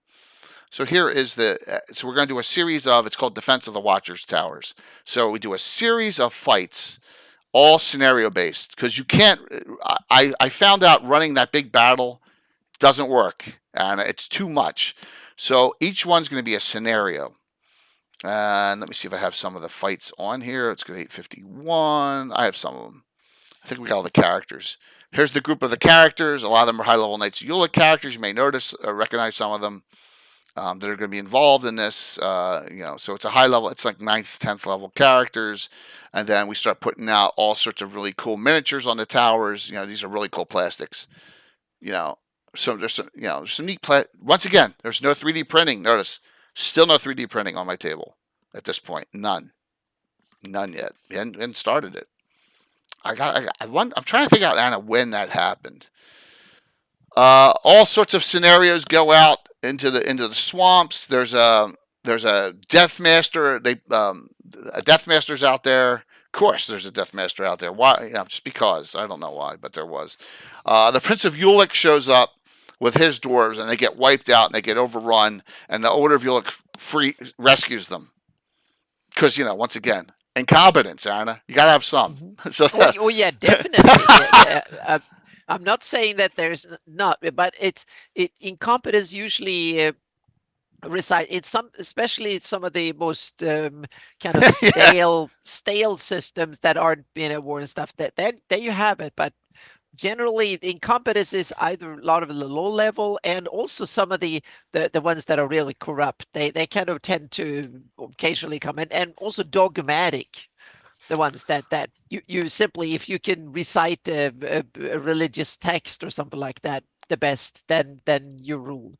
And some of them can be very competent in one area. For instance, they can be very religiously adept, meaning they can recite Fulton's text perfectly, but once you send them out to war, they're idiots because they never dealt with that. Yeah, it reminds me of, and I hate to say it reminds me of the guy from Band of Brothers that David Schwimmer played, right? Exactly. You have someone who's out of their waters. A lot of that type of incompetence I have in my game. So, but they might not generally be, and some of them are kind of simply brought up because they happen to be the sun, meaning if you have a hereditary system, the heir might be an idiot and everybody knows it. So they're just waiting for the heir to take over, and then there will be the long knives and the rebellions and whatever. So that is a theme, so to speak. That's quite common in especially when you have like a very authoritarian. They don't if they don't have an heir, they would not let anyone become an heir because it's scary, because they don't want to have anyone who can replace you. So Right. that means that once they grow old and stale and start fading off, it's a free for all. So then it becomes everybody can do it, so to speak. So there are definite situations where you can have very incompetent leaders or something too, but those tend to not last that long because someone will take advantage of it. Cool. Yep. So look, they're all plastic. Fomorians, earth elementals, all sorts of stone giants. So they are, you know what they're doing here? They're launching trolls into the keeps. That's Yep. what they're doing with a trebuchet. That's what they're doing there. They're launching trolls into the keep. But I want to show you something here. So in the Bloody Brethren group, Tim's character Finder is actually in this cave right here. Oh, I love the outdoor bathrooms you have there. Yeah, oh yeah, the outhouse. You like that? Yeah. Yeah, the outhouse is awesome. I put it there just for. It's awesome. You gotta have it. I love it. It's so awesome. Yeah. Something out of Wormy. Well, Dale, Yeah. this is probably this is adventure number 850. So we're probably this is probably 2019, early 2019 is my guess. That's a guess. And then, there's a series of missions, a series of combats.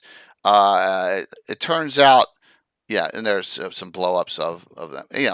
They end up fighting members of my antithesis group. The Dark Brotherhood is behind all this. This is one of their last attempts at, let me see if I got some of the final picks. All right, there's that. Wait a minute. Here we go. Here's the group.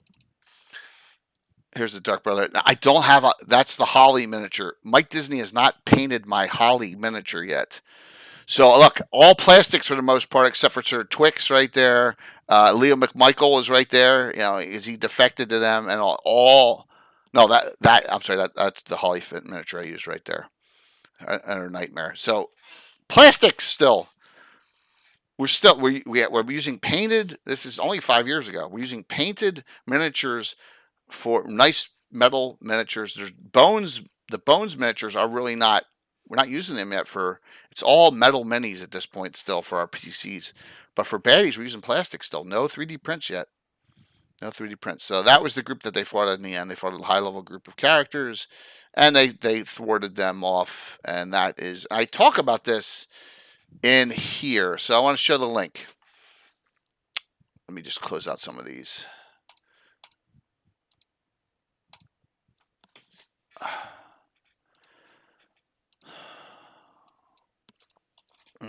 1 second. So let's go to the last Visions of GREYHAWK.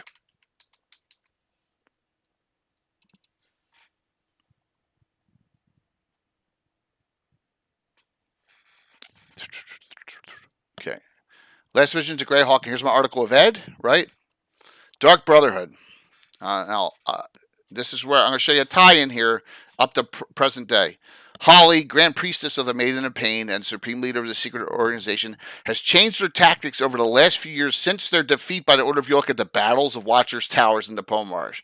That 850 to 854, those streams. So here's the connection. Moving away from maintaining large forces of humanoids, she has invested more energy into modifying resilient monsters to make them even more deadly. There have been many failures, but recently she has, and I know Dale hates these, seen success with a pox troll, a variant that can also spread deadly rotting disease, also immune to fire, right? So, and I used the pox troll in an adventure just recently, right? With one of her minions came over and he was using those trolls. So there's a connection. There. So I'm tying in stuff that I did 5 years ago on stream to what I put in Visions of GREYHAWK. All right? So they're out of your player nightmares, Dale. Hey, I got the idea from Kingmaker, because in Pathfinder Kingmaker, there's a whole slew of trolls that are immune to fire. So blame that computer game. So there you go. There's the tie-in. The Dark Brotherhood has kind of changed its tactics up after a defeat, and they're like, we're maintaining these armies, and ain't doing us any good. So let's go a little different direction. So, quick story on something early that I doubt any of you saw. I'm trying to think of who was. So I'm thinking at this point, because you know how you can go back and you can go back on who your earliest supporters were in Twitch, right, Anna? Oh, So you you can can. go. Cool. Yeah. If you can go back and look at who your earliest, you get your first numbers and stuff, and you Yeah. go back. We know that the Nazrat was around now, so the Naz was around here watching. So if I go back to Stream Manager and I go back to Analytics here, let me see who. We'll give them all some shout outs if I can find where it is. Community. Oh, my gosh. Anyone know where it is? It's not under overview, or is it? Damn. I can't remember where it is in this thing. But there's a listing showing, maybe it's under, they move stuff all over the place so many times. There's a listing showing your for partners, your 25 first subscribers, and if you are a affiliate, you're 10. And I'm trying to think. I know Skagith is one of those. I know Geek Dice is one of those. Like I said, Naz. I don't know if any. Yeah, Nazareth joined Counterfire. That is awesome to hear because he's really getting interested in Greyhawk. Dale's close. He's 52 months, but that's 4.5 years. So this is 5.5 years, or about 5 years. So I don't. So if you have a first, I don't think any. I know Curtis wasn't watching then. Patrick may have been watching that. No, Patrick came on during COVID. Patrick and Troy came on during COVID. I'm trying to think of. So once again, a lot of you aren't watching at this early point. Yeah. So it's cool though. It's cool. So that was another fun one. Just hitting 36. Yeah. So. And then I mentioned, we don't mention the Dark Brotherhood that much in here, but we do mention from Saturday in this book one of the two groups. Wait a minute. So, all right. Well, just the Sealed Fates, not the Princess Highwaymen, which is another one. I only put the Sealed Fates in the teaser, which they're way better than the Princess Highwaymen who were Saturday. All right. And it talks about, the Brilliant Nose and all, but there's tie-ins there. All right. Well, I'm hoping Tim comes on, so let me text him. Anna, you got any? You got a story you wanna? Well, I've told it a lot of times, but I can mention a little bit from a meaning. One of the problems when you run a lot of games, especially when you run a sandbox, is that everything that is in the sandbox is there regardless of what the character levels are. So when you have low level characters, you need to somehow shield them from the scary things of the big world, so to speak. And the way I normally, meaning if you run a lot of standard games, simply, well, that level of the world doesn't exist anymore, meaning with their first level characters and wandering around do that, they only encounter the low level stuff. So you have the encounters, they match the the progression of the characters. But if you run a true sandbox, meaning this is the world is this way, and when I ran my Riddle Devon campaign, I was strictly sandbox, meaning, and all of a sudden I had Duke Sephrin, and he was his henchman, so to speak. They were effectively Death Knights, so they needed to go in and basically show up for a battle and assert their dominance, and the player characters happen to be in the way, and that's when I try to teach them that don't mess with things that are above your level. There are things that move around here, so stay on the sideline. And the players were normally playing in Pathfinder organized play, so they were like, oh, something awesome. And I gave them all the ominous signs, meaning the weather is turning bad and there are bad omens and all the birds flee and all of that stuff, because now the evil thing are coming, and it was the evening, and when as the sun was setting, so they were like, oh, we have a trap, so they put a rope around across the field, and I was like, no, this is really bad. You get like a bad feeling about this, and so on. But no, they had to engage, and they did, and he wiped out half the party because they managed to his nightmare. They managed to trip it, but the Death Knight, he stood firm, and the first characters ran out of the ditch to attack it, and he That's just so funny. killed off the first one, just basically butchered him, and did like 80-90 points of damage, and he had like 40 hit points or something. So that was like an insta death, and then they were like running and disappearing. So that was the and in that I tried to teach them the hard way, but I don't want to spell it out too obviously. But I told them right away that this is now the real world, so to speak. There are things here that can be lethally dangerous. So run is always an option. Flee is always an option, and do it. But on the other hand, even the worst of evil stays where it's reasonably safe for it. Meaning in my Shieldlands campaign, I use, and the Shieldlands, they know where the frontier is. The frontier is porous, meaning you go back and forth on raids or whatever, but they are still, you don't run haphazardly into enemy territory and expect to survive. So if you go in on short raids with sufficient number of troops and resources to survive, or you go in very stealthily and go in and do your little mission and then bug out again before the other one can react. So those are the two main options, so to speak. Or you simply try to blend in, and that means that you can go behind enemy lines. That can work okay, but once you start murder hoboing, that becomes more difficult. So it becomes a little bit of that if we just stay hidden and do things, and or you can go in on force, but it's kind of fun. And also the computer games and a lot of stuff, you usually have the stuff that you hello Tim. You have a mysterious Tim, everyone. Yep. So there is usually now a kind of Awesome.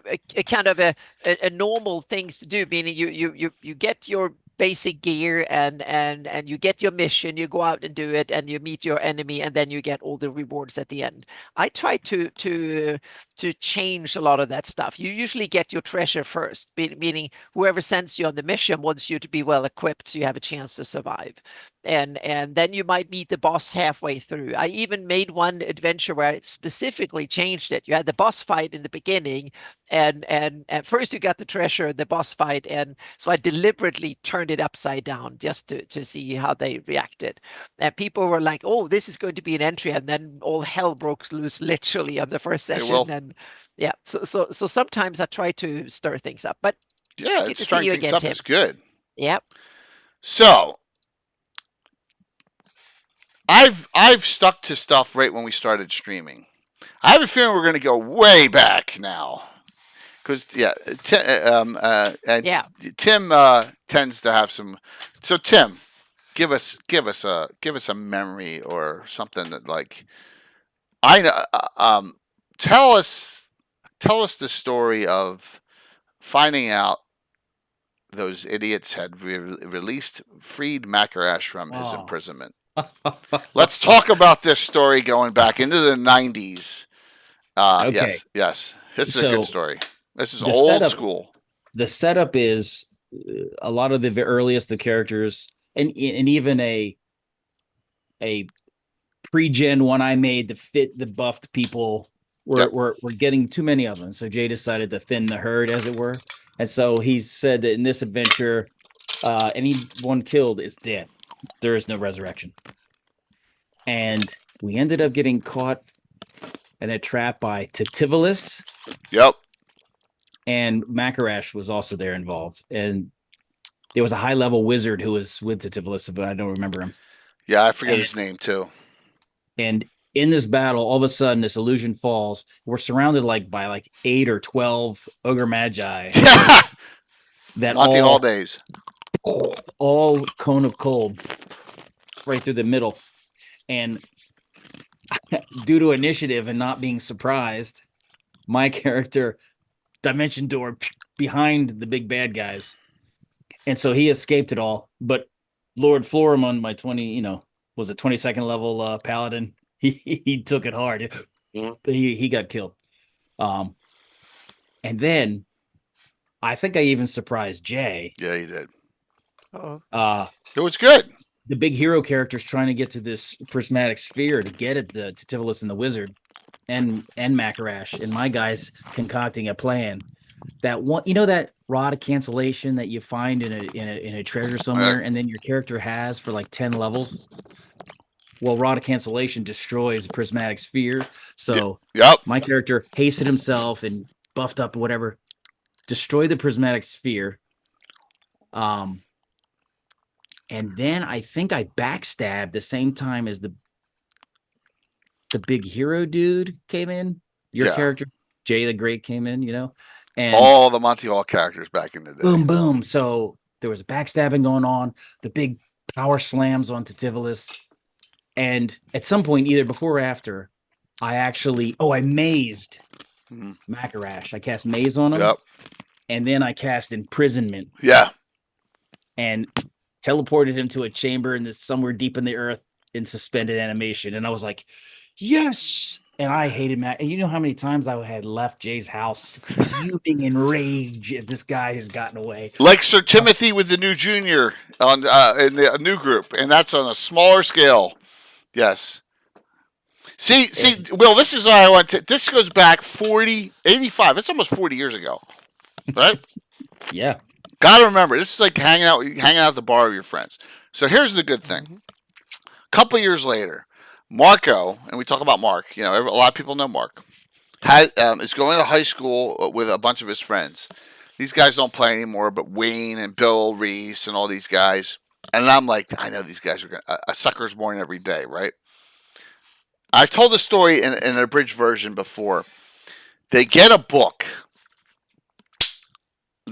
They are to find a book during an adventure. It's called There Are Many Unpleasant Ways to Die is the name of the adventure. And what happens is the following. The guy they're sent to get a book and told, don't open read it. Under any circumstances, do not open the book, do not read the book, bring the book back.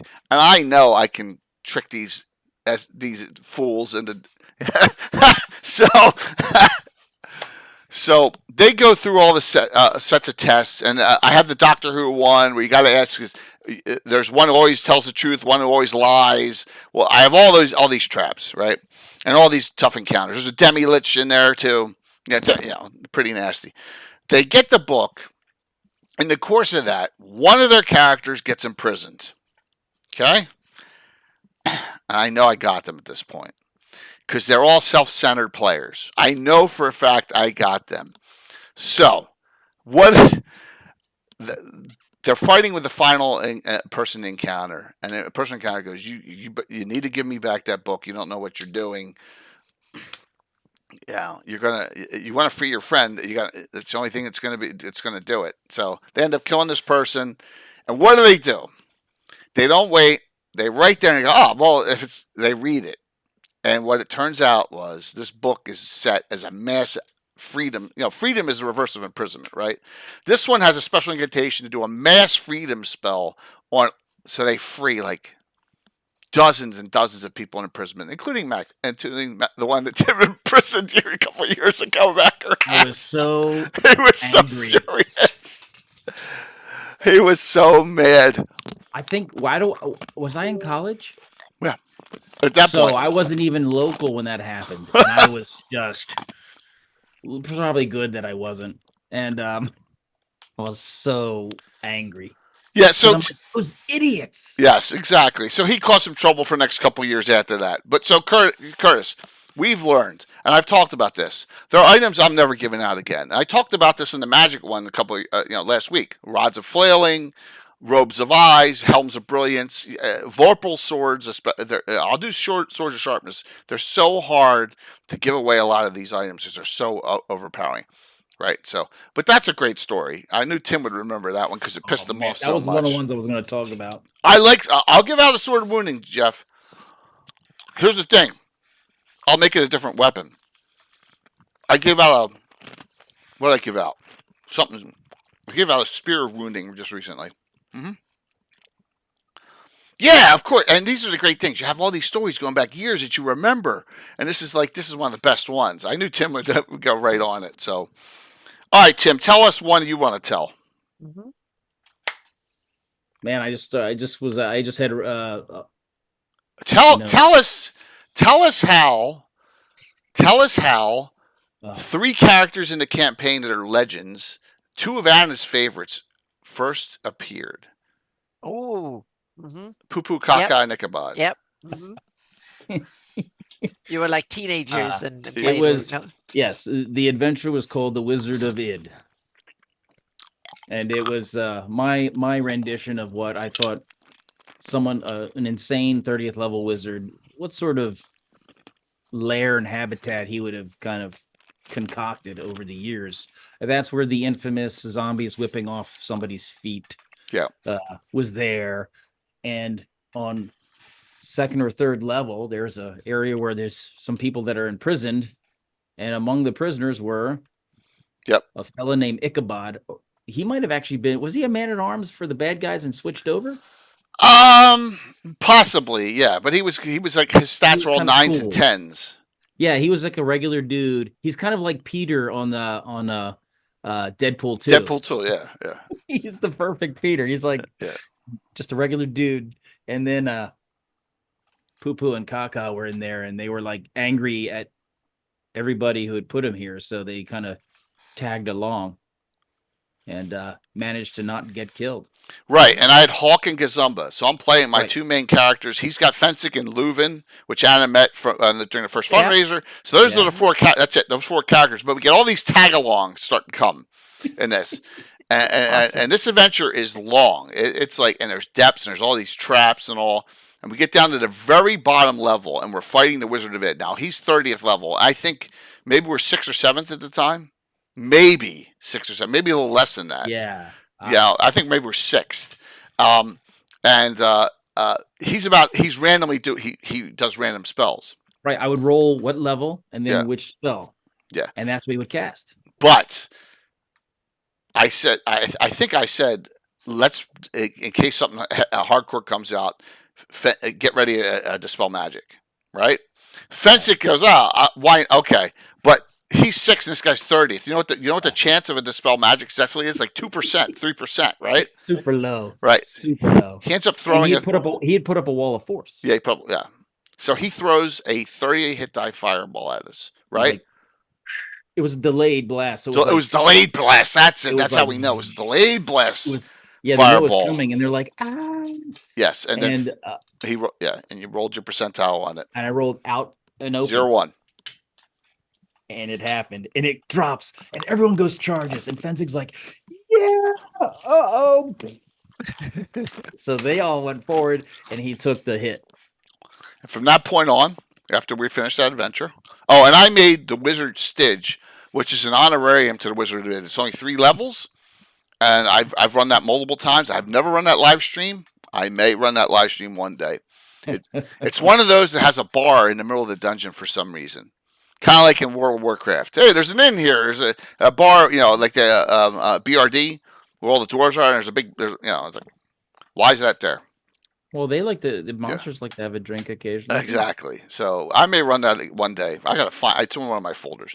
But that's how Poo Poo, Kaka, and Ichabod appeared. And Ichabod's now the Lord Mayor of Gliptal, and the other 2 are high-level members of the Bounty Hunters Guild. And they come from that. Stayed in the campaign ever since. So. Hey, Rob. They stayed in the campaign. Absolutely. Yes. Yep. Just like the Mongrels did, too, that Tim started. Except I changed them a little bit. Yeah. Yep. They're a little bit more perverted in Jay's world. That's awesome. Yeah. The one I was thinking of, too, Jay, was doing the, what's the vampire one? Was his name? Ravenloft. What's the vampire? Strahd. Oh, that's a great story. I had my human paladin there. Galahad. We'll talk about what I did to the other player's character later. Oh, that's such a great story. So at some point, my guy's like 25. or 26, and we run upon a ghost, and the ghost hits him, and he turns to these 56. Yep. So and that's just like, oh, it's just such a darn outrage. I was like, just fuming mad at all these undead things or whatever. And then when we finally run into him in front of this big fight, I don't care if I'm 56. Boom, he downs a potion of haste, speed, whatever. And he's fighting two-fisted with a Holy Avenger and a +2 Flame Tongue, which is +5 versus undead. And he runs in there, and I think I crit him 2 or 3 times. Right, and then Walt's character Devitt had a what do you call it? The Sun Sword. What are they called? It's in Honest Arcana, the broadsword that is. What the heck are they called? Everyone. I forget. Oh my god, I got it right here. Oh, he was deadly dead. Yeah, they did like. You know how in 5th edition Anna you do like 200 points of damage? Between the two of them, they did like 125 points of damage to Strahd in that one round. No, not the lightsaber. Yeah. Oh my god, it's going to drive me crazy. I was 3 every 2 with the long. I don't know. It was fighting two-fisted because he was kind of a old paladin. Sunblade. Yeah, thanks, Will. The Sunblades. Yeah. Thank you, Will. He just got each of us alone killed him. Thanks, Wayne. But both of us together double killed. Yeah, and that's when I ran Ravenloft, and I placed it in northern Keeland. And that was so refreshing to have that happen. Yep. Now, earlier in the adventure, this is a great story. We have this player who also participated in the free Macarash debacle. Yes. Right? And we got even a better story for Bill Reese's character that I told at Founders and Legends this year, and I'll tell it again after this. So go ahead. Okay. Yeah. So I forget which character he was. Zeno. Was the same character, Zeno Cram. Yes, the thief. Yes. Or thief. Yep. So we're in this Strahd's kitchen area, and there's some dude with a cauldron, right? Some weird stirring it. A hag or some. It was a hag. It was a hag. She's stirring it, and I'm like, my paladin is being honest, but Tim isn't. I'm like, hey, we're not really sure what she's up to. You might want to post here and just kind of keep an eye on her, kind of stay out of the way and keep an eye on her to secure this area. Because you didn't want him in the group. You was like, this guy. Yes, Tim wanted to get rid of him. The paladin was being honest. And that's my story, and I'm sticking to it. These are the early days. And so he's thinking, ooh, unsupervised thievery. That's what he's thinking, because he was that kind of person.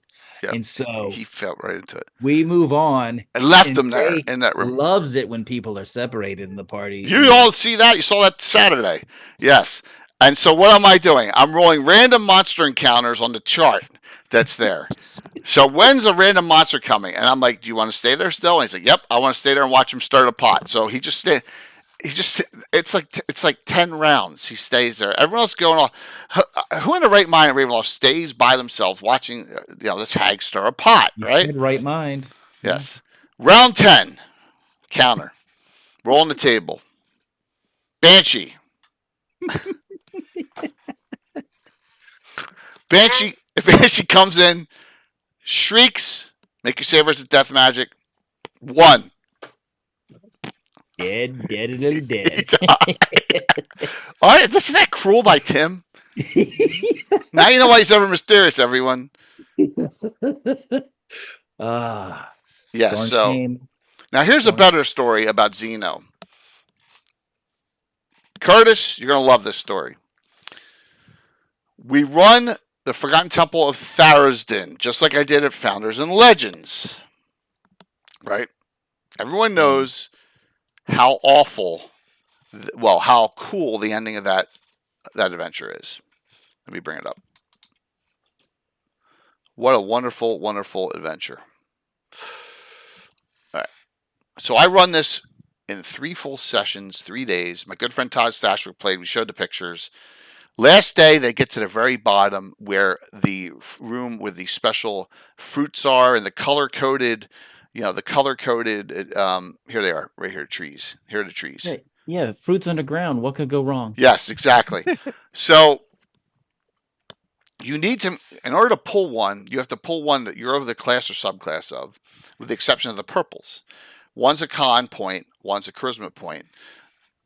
Sorry if you haven't run this and I'm ruining it. Black is fighter, strength. Green is cleric, wisdom. Red, which Fritz pulled, Curtis was playing, thieves, dex. indigo blue, mage, intelligence. Mark's character pulls 2 because he's like really he's in severe damage, and the second time it's reverse. Your reverse of your constitution, your system shock. First one is your system shock. He makes it. His second one reverse is he needs like a, I don't know, 20 or 10 or something. He makes it, so he gets to. Bill Reese's character Zeno goes to pull the red, pulls the red, rolls 0-0 on his system shock, and this. But was that Zeno? Yeah. So how did he survive at Strahd's? This is Previous? after Strahd. This is after Strahd. Oh, we resurrected him? No. Strahd was first. You brought him back. Yeah, they raised him. We brought him back? Yeah. I would have never done that. Well, there you go. So the funny, if we're going off on a tangent, everyone, and we're these are childish, fun stories back in the day. So they used to. One guy used to be a cartoonist, and he did on one page. He did a big pile of dust with 2 eyeballs, and then a bubble, a thought bubble apart. Maybe someone will wish me back, and it was Zeno, right? Because he was like disintegrated.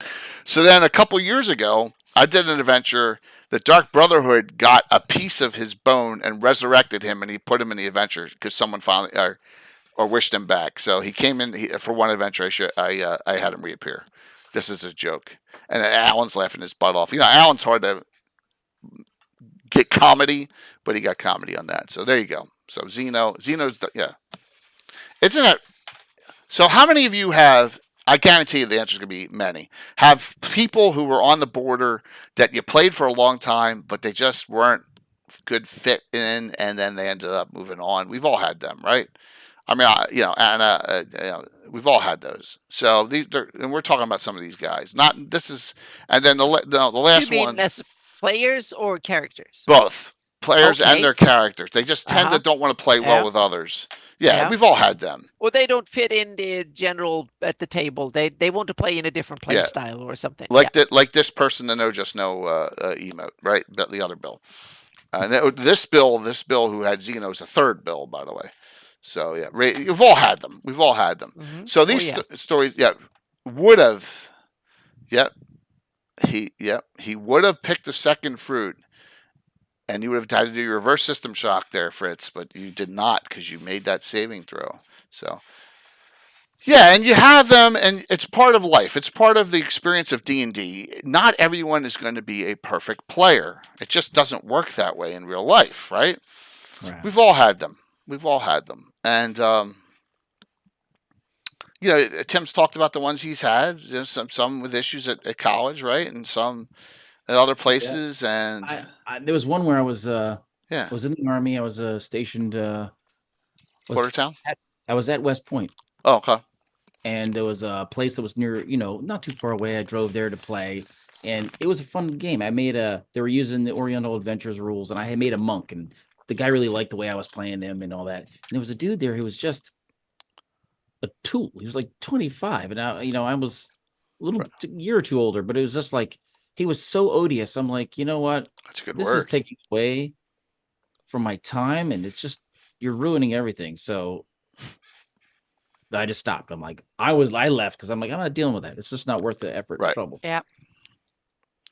So I know. Let's see.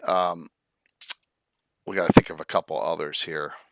I like the good fighting at the Hill Giant steading and big battle in the gateway, and I started making everyone roll dexterity to avoid slipping in the gore. Oh yeah, so many giants. There's blood everywhere. Yeah, and I remember this also, and that was really cruel. You did that to your own NPC.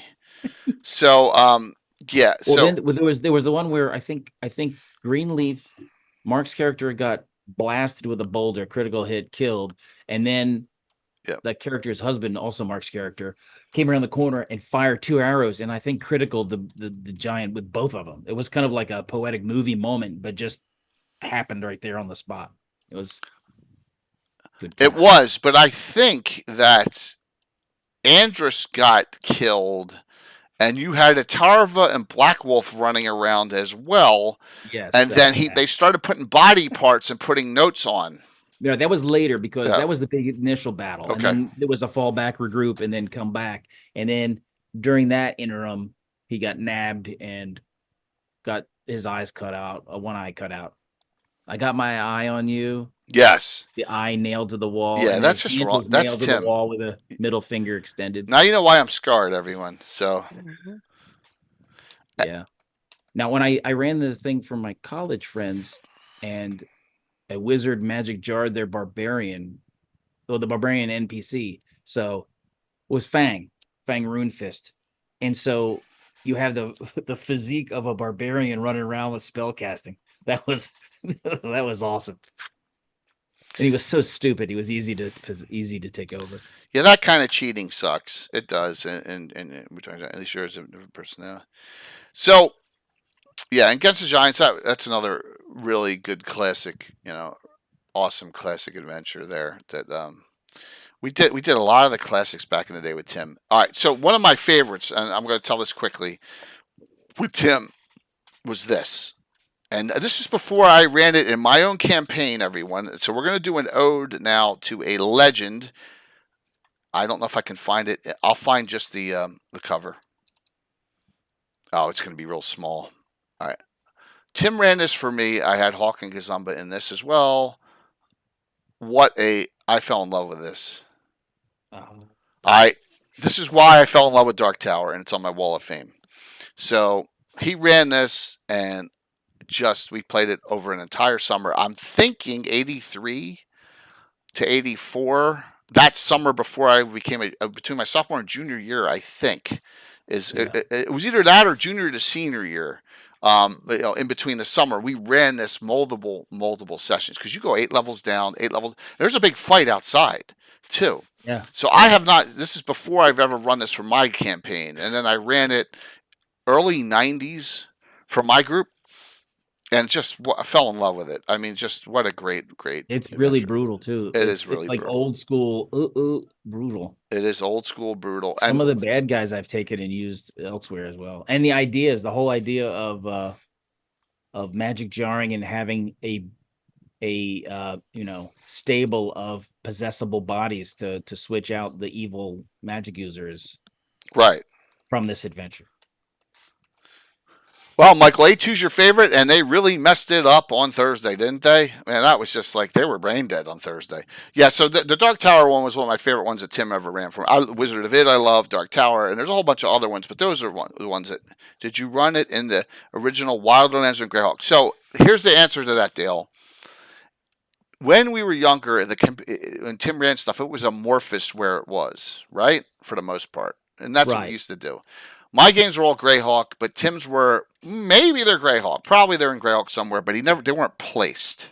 Less specific because not until college did we really start his Wildlands. It was like in a galaxy far, far away. Yes.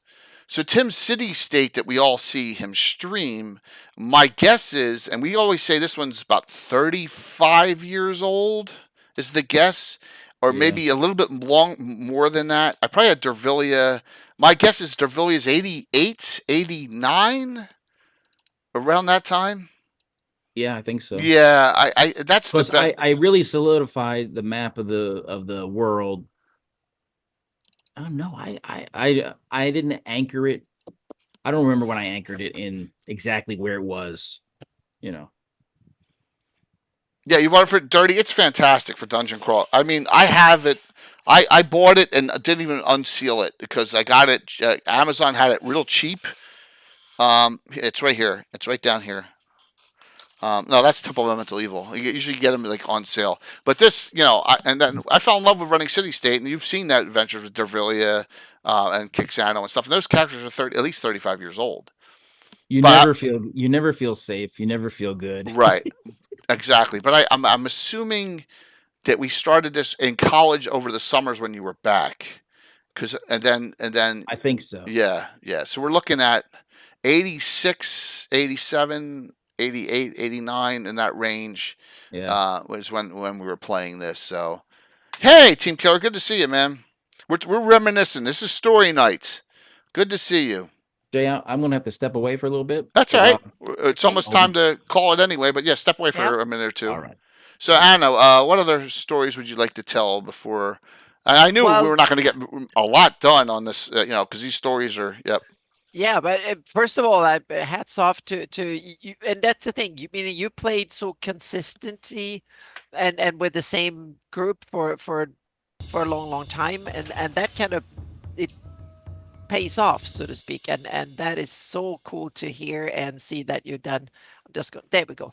Just gonna hide my own video here so I can see you better. But yeah, so I think that plays off to, or kind of you can really see how much tribute you get from and positive you get from having a game group a long time. You get long story arcs and stuff. Mine has been more chopped up into pieces and stuff. So a lot of the stuff have been interesting for me. My players have been coming in and going like actors in a long-standing movie or something like that. So a lot of the stories have been on.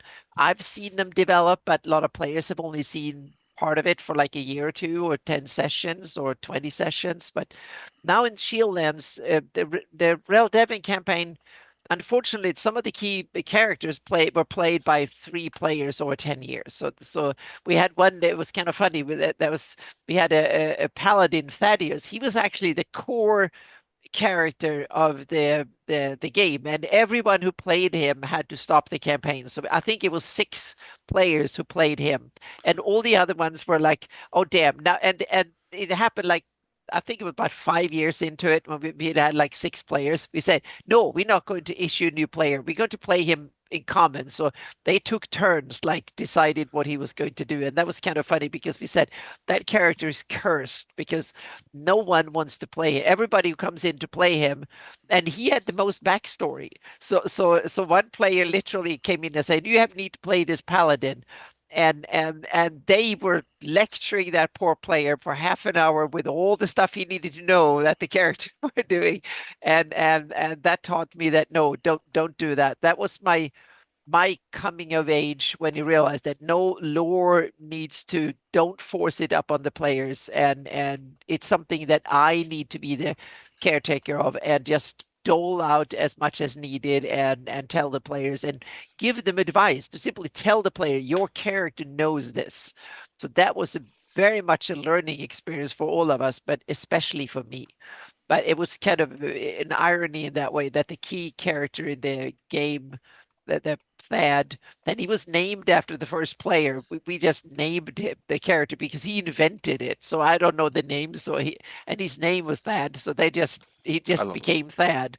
And I just realized he fits the story so good. So the story just kicked off around that character.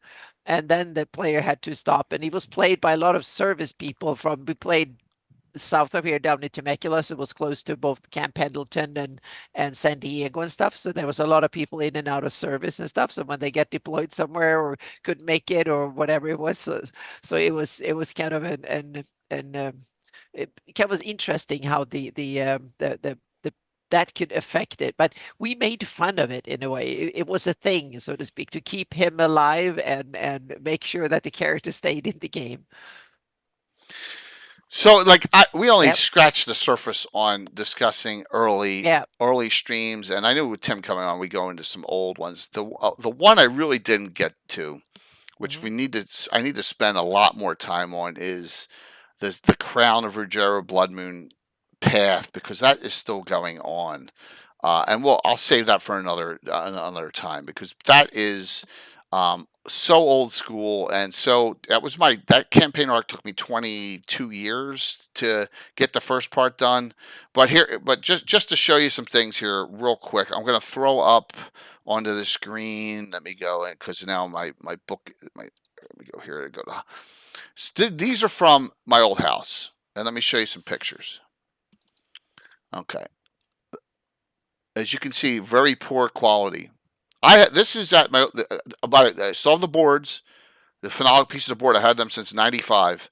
That's Hamlet. That's Byrne and Rufus's tower. Okay, that's Hamlet. So another angle. I got Hamlet on my table at this point, the full village of Hamlet there, as you can see, all the different buildings, locations, and this is where we're doing a kind of a reboot of that and Temple. Not the Return to series, so you guys don't ever go there. So that, you say bad pictures, but this is all I have. And then with the Crown of Rogero Blood Moon, I'll go through that another time because it's going to take too long to discuss that. Oh, that's a different one. Let me see here. Here it is. It's terrible. As you can see, that is Bill's character Salen's Shadow Moon, and look at how fuzzy it is up top here on a ziggurat, thinking he's Tulsa Doom. So, yep, and that is all the dead servants all over, and the adventurers trying to get up to the top, and he's got all these beholders with him, and he's got all these resurrected, because he's taken pieces over the years of people. When they got an arm limb cut off, he took a piece or whatever, and then he could clone them all. It was crazy. It was fun, but we'll talk about that one at another time. But once again, no 3D prints. All the stuff we shown earlier, there's not a single 3D print on the table in these first couple years we had. Look, this is all custom craft. Even this is at the old house. This is pre 2013. All custom crafts. No 3D prints anywhere to be found. Old trees. I don't even use these trees anymore. So, they're all falling apart and stuff. So yeah. But we'll do another story time in the near future, especially if I don't have a guest or a topic, and we can always fill in. So yeah, Varl, good to you. Same ways. Thad, the original chat. So any questions from the audience before we call this? I know we're running a little late tonight. I know with Tim coming on, we wanted to see if he came back and had some other final thoughts. But anyone have any questions? So note, everything. I try and tie in everything. An adventure does not get wasted. So,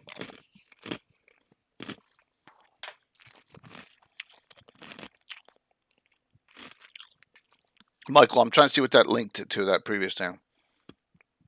Yeah. Dark Brothers, man. Is there going to be an info update on the version of GREYHAWK?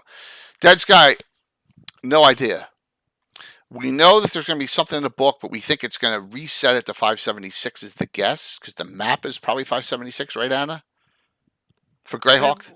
We believe it's going to just be a 576 base setting. Oh, yeah, I think, it looks like it from all the names and stuff. It will be, and it might not even be so many. We think setting first. We are so immersed in the setting and timelines and all that. They might skip all that. It's just be a presentation of GREYHAWK, year unspecified.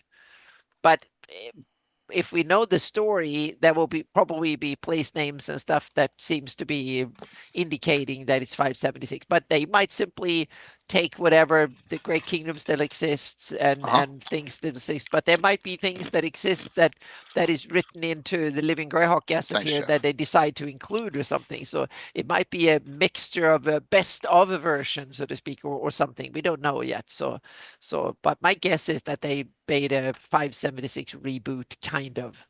Yeah. So please, everyone, stay here because I want to show. And Tim will be back on hopefully, but I want to show everyone. I know a lot of you weren't on at the beginning, but I want to show what the progress is for Virtual GradCon. So let's do that real quick, all right? And so if the questions come up about any of the things we've done in the past, I mean, we had our Monty Hall phase, we did, but it was fun. As a DM, you always do. Yeah, you hand out too much treasure and whatever, so that's part of the fun. That's part of the fun. But let's go here. I want to say thanks to a lot of people and just show where we are. Please, if you haven't signed up now, please sign up. If you want to DM, you don't have to live stream. You could please. We need DMs. Harley Quinn, good to see you. We need DMs.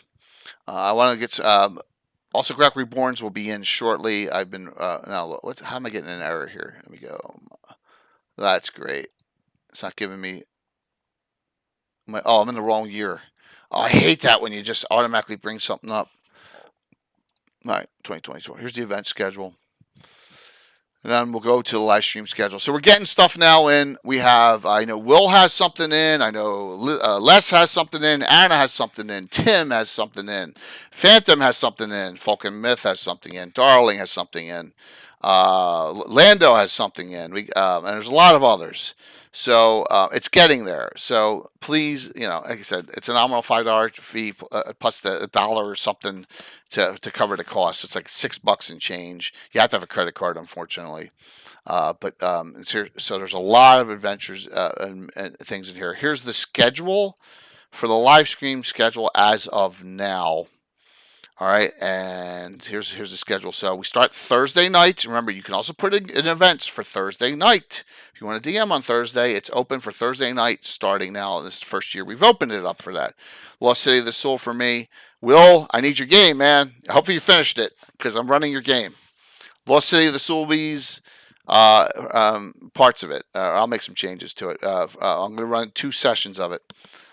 7 p.m. and then at 10 p.m. on Thursday night, drawing The Vengeance of the Red Duchess. These all have open sign-ups, okay? And that's Thursday nights, okay? Fridays, all day. The only open spot I have for a stream is 9 a.m. or earlier if you want. Or late night, really late night. So if you wanted to go after Darling on Thursday night and a Friday morning, please, I have those open, all the super late night stuff. All right. Have you ever had your players build a keeper town? Yes. That's a cool question. Good question. Yeah. Kai, Altamira. There's 3 keeps there. That's how it started. Mm-hmm. It started, and have you read my Altamira Prelude? Can someone link Troy? Link that page for. Hang on a second. Yeah. Find it here, I think. So and that happened down in Altamira teaser. That started as 3 keeps. Oh, Kai, you got to read it here. So here it is. This is a free download on Troy's site. So Cannibal Publishing. One sec. And then read my prelude. Yeah, I'm just. I got it. Okay. I got it. These are free downloads here. Troy put it on his site. Paste. There you go. There it is. Hey, Tim. All right, we're talking about GREYHAWK on now. So let's go. Okay, there you go. Let me close this out here. This is Friday. Mike Disney at noon. Steven Chenault, DMing Castle Keepering at noon at 2.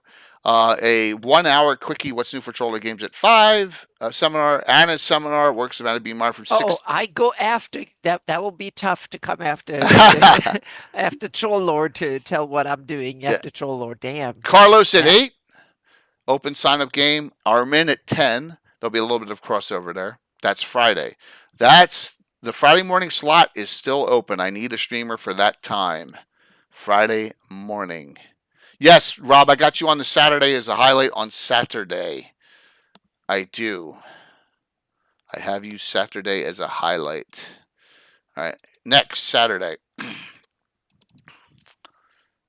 Yep. Saturday, the Ever Mysterious Tim at 8 a.m. The Enemies of My Enemies. 2 open signups. Chuck at 10. So there'll be a little crossover there. There'll be a lot of crossover on Saturday. Embers of Empire, When the Levee Breaks. That's Rob Phantom at 11. Anna Shilland's Patrol at 3. My Second Lost City of the Soul at 6.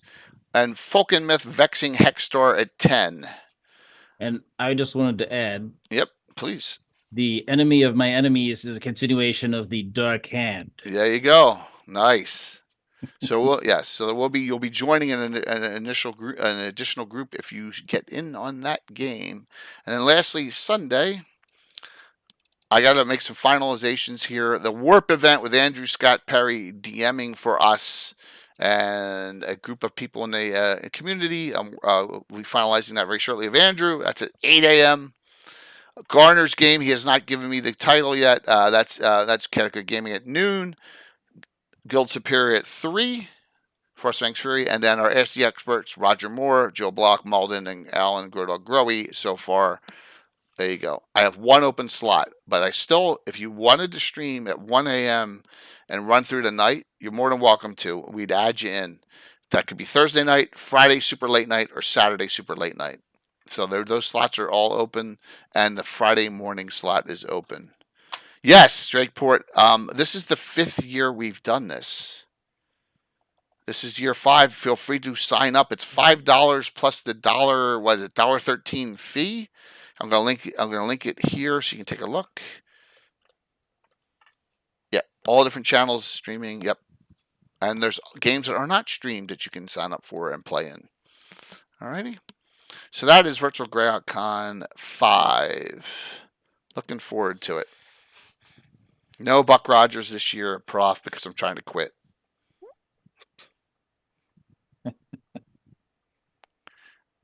Bleak's more as far as I'm aware, Bleak's DMing the session on Saturday night. Roll. Yep. I know Myriad's playing in it too. I think there's 3 open signups for that event. Yep. And I'll be raiding into that. One stream will raid into the other, and that's we'll have massive audiences. All right, shout outs. Tim, thanks for coming on. Unless you have another story you want to tell. I know we told some really classics. Yeah. I know we're running a little late here. No, I'm good. Yeah. Later. Yes. We'll have some other fun things we'll go over in the future. I didn't tell the crown story. I got to do that. Well, I just did a quick synopsis, but that's one we got to go in depth on. So Tim, what do you got going on? Oh, look at that. Oh, kitty. Yes. That's Junior. It's Junior. That's not the mongrel Junior, though. No, it's not. It's the new Junior. So cute. yeah, that's a cute cat. This is a purr factory. Purr. Going on, I have just chipping away at the next city state. Mm-hmm. And the of course the Dark Hand, and then also the long-term thinking for the Fringe, the Rover Fringe game for the page 2.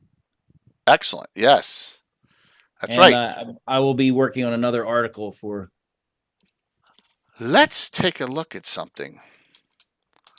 I haven't looked.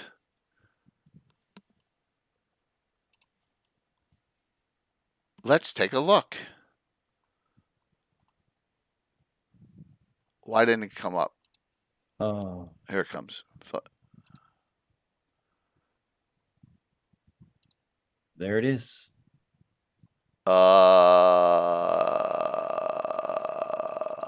don't know if it's gonna come up on you, Tim. There it is. Wow, just Tim. You have one person signed up so far, and it's antiquitous.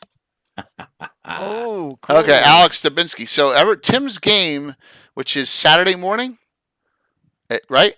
Yeah, I think so. Saturday morning at 8 a.m. at Page, it still has 3 open signups. And Antiquitas is one of the originals from the original group. Right. So there you go. There you go. So Tim still has some openings. Let's take a look at my schedule here. All right, and let's go puppets and then some. I have 1 ticket available.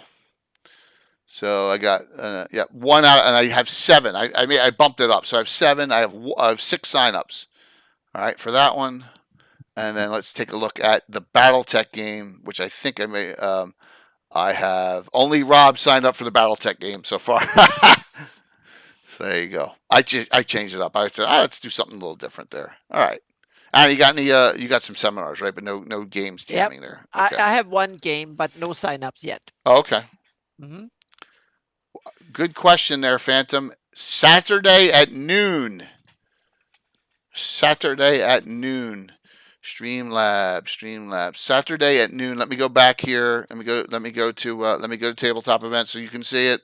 Tabletop events 2024. Game signups are September 28th. No, that's last day. August 31st at noon EDT, which is this Saturday. Okay? All right. There it is. August 31st at noon. It will not change again, so that's the date. All right? Perfect. Good question. All right, Tim. Well, that's good to hear. I really appreciate you hopping on, man. My pleasure. No problem. Yeah. I don't know. What's going on? It's finally it's wrapping up my big commission. I have like Oh wow. it's going, but the end of it's the end of August, so we are on the last week here. So, but it's been some changes and back and forth. So that's the main big things. But I'm also creating the pre-gens for my games coming up. So I'm going to test them out next weekend, hopefully, and the weekend after that. So I'm going to run some scenarios with the pre-gens so we can kind of tweak them. That will be I'm going to test out 3rd level pre-gens, and I'm going to test out 6th level pre-gens and see which might work well with story, so to speak. And so we're going to start out with 3rd level pre-gens and see how that will work. And then if they get wiped out, if we get a TPK really quickly and no fun, so to speak, then I'll of course I will test both a 3rd and then around 6th level pre-gens as well to see. So it might go 6. We'll see if it's really fun with 3rd edition, might go or 3rd level. We might stay 3, 4 something, but 6, 7 might be where I end up. Depends a little bit. It depends because it's a little bit more tricky. I have to have higher level spells and stuff like that too. So that part too. But so we'll see. And then I'm also tweaking some of the monsters now, getting some of the low level and a few higher level cool stuff, so to speak. Some of the Iusian specialities. Nice. And I'm going to put some soul husks in the monster list too for this. So yeah. Oh. Yep. Nasty. And a couple of other nasty, really nasty stuff too. Yep. So we'll see how close they get, because the hawktails, there will be some long distance stuff too. So some of the real nasty stuff might be a situation where they can run away, at least initially, depending on if they take the hints, so to speak, or if they rush straight into it. So we'll see. At least I will do during the test runs, I will throw in some really powerful monsters just to see if they last 5 rounds, 1 round, or 10 rounds, or whatever, just to see. So there, I'm just put in some spectacular stuff just to see what happens, so to speak. So there might be some extra boss monsters just thrown in there just to see what happens, so to speak. I want to test out some of the dispel magic features and some of the stuff like that to see if that actually has some legs, how difficult. So we might have to tune some of these things up and down a bit. So yeah. Death Ray, Saturday at noon. Yeah. Saturday at noon Eastern. It opens up. Opens up for signups. Yeah. Okay. Saturday at noon. Yeah, Yep. so it will be a premiere for Hawktails, using the Hawktails rules, so to speak. So yeah. Awesome. And so here's what's going on this week. By the way, it's Labor Day weekend. I promised my wife I would keep Sunday free next week. So normally what I do on Memorial Day and Labor Day is I don't have Gabbin on Sunday night. I have it on the Monday night. So next week's Gabbin will be on Monday. Okay, just know that. Okay. Yeah. So right now and I'm not gonna have any special game, I don't think, over the weekend, because we're gonna be doing a lot of family stuff, barbecues, all sorts of things as the summer ends. But Wednesday night, going back to the Sheldon Valley by request. Haven't been there in a while. I've asked. Yep. So it looks like Gary is coming on and Sam. Okay. Rambling is good, yeah, but anything specific, Sam? I want some history. I want some history and development of how GREYHAWK and Sturridge became free, all that stuff. I'd like to know the Ulek states, theories on the separations, because it ties right into what I've been doing with the Hateful Wars and all that other stuff. I think I'd like to get some in-depth history of the whole area. Does that make sense? Okay, yeah. So that will be on Wednesday. Now, as Michael Zudrak saw and Curtis saw and a lot of people saw, I don't know what was going through my players' heads. All I'll say is this. Bill's not there, and Bill's normally the voice of reason. But I don't know what the hell they were doing. They just went directly, and then it's a small wall, and they're trying to knock this door, this wall. I said, just climb over it. I don't know what the hell they were doing. Tim, it was a cluster assaulting the first walls of it, man. And they're lucky no one got killed. One person got a leg ripped off, and then I said, I want specials to save it. So, and that was yeah. Well, assaulting a a stockade is not as easy as it looks. It wasn't, but they weren't working together. They were all over the place. I mean, it was crazy. Just nuts. And whatever. Hey, that's fine. So, but Bill has said their hockey practice got changed just for this week coming up. So he's actually going to be there for the next part of the session. They got into the inner courtyard of the second wall. They didn't even get into the under part. Did they get caught up in the mud and all that stuff? Yeah, yes, the wandering effing suction mud. I put 2 ant kegs in there, not 1. I made some changes. It's for high level. Well, how was an ant keg? How's it going to live there? What do they do to keep it there? I don't know, and I don't care, but I like the adventure like that. Right, okay. Tim? I don't care. You can ask Harold Johnson that question when you see him at Page. How's that sound? The writer. You can say, "Why is there an ant keg there?" Because they never put one anywhere. I know what he's going to say. Dude, it was a tournament style adventure. Well, I can put anything I want wherever. I know it. That's the way Harold talks. He talks very bluntly. Yeah, so. Yeah, that makes sense. If Fritz needs a cameo, Curtis, we may need that. They may need that too. Yeah, you know what? I may take you up on that, Curtis. Where you can jump in and play Fritz for a little bit, man. That would be a great idea. I will, absolutely. You can play Fritz, and I'll take over the other NPC only. I'll take Millicent. So that is Thursday night. We continue that part 2. I got to get that all on the table. I had a really nice setup for the walls and stuff, but now I had to take it down because of Saturday's game, but they've gotten past that point. They're about to go inside finally. Into the courtyard to get that door open, and all that shit in there, right? They haven't gotten there yet. So, yeah. Yeah.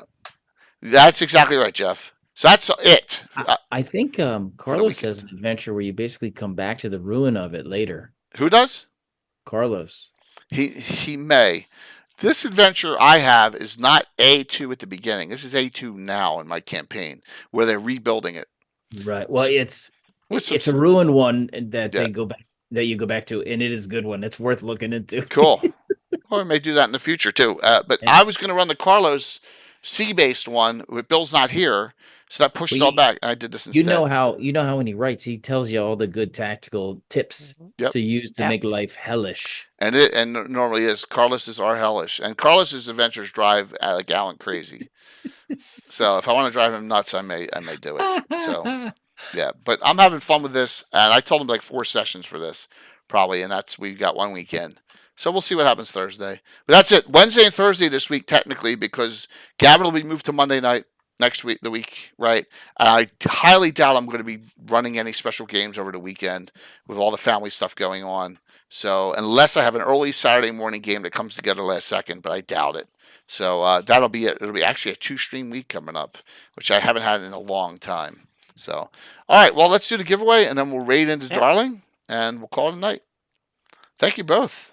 Let's call. Thank you. Thank you, everybody in chat. It was awesome. Hope you enjoyed story time, because that's what it was. We're just telling some stories. It's like going to a bar and talking about conquest with your friends, What's that? I just thought of a funny story especially with those early players we didn't like, but oh well. When Derek opened Derek opened the umbrella on you? Oh, well, that's a different one. Oh, no, I know. The mediocre jelly story. No, not that one either. Oh, so we'll save that. We got stories for next time. Yeah. The very first mongrel incident. Oh my God, yeah. Oh, my God. Yeah. Well, next time. Yeah. See, look at all the stories we still got. Oh, my God. They're great ones. Here's a winner tonight. Get your choice of a D&D reprint. Dale. What don't you have? We'll find something. Nice. That's Dale. They're always fun to listen to. All right, so let's Dale again. Yes. Phantom, that's awesome. Yes. Dale wins again. Last time I gave Dale, I cannot give you. Yeah, I cannot give you a. Here. Do you have Bone Garden? You probably have all the Necromancer game stuffs. Do you have this one? Do you have Bone Garden? I was thinking you may not have that one. If you don't, I'll send it to you.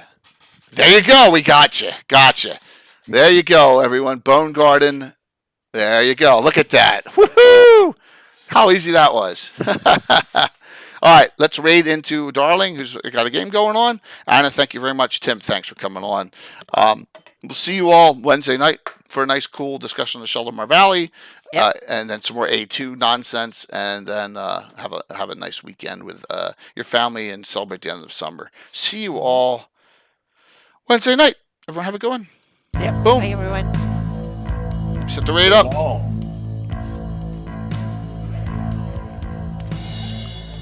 Dun, dun, dun, dun, dun, dun.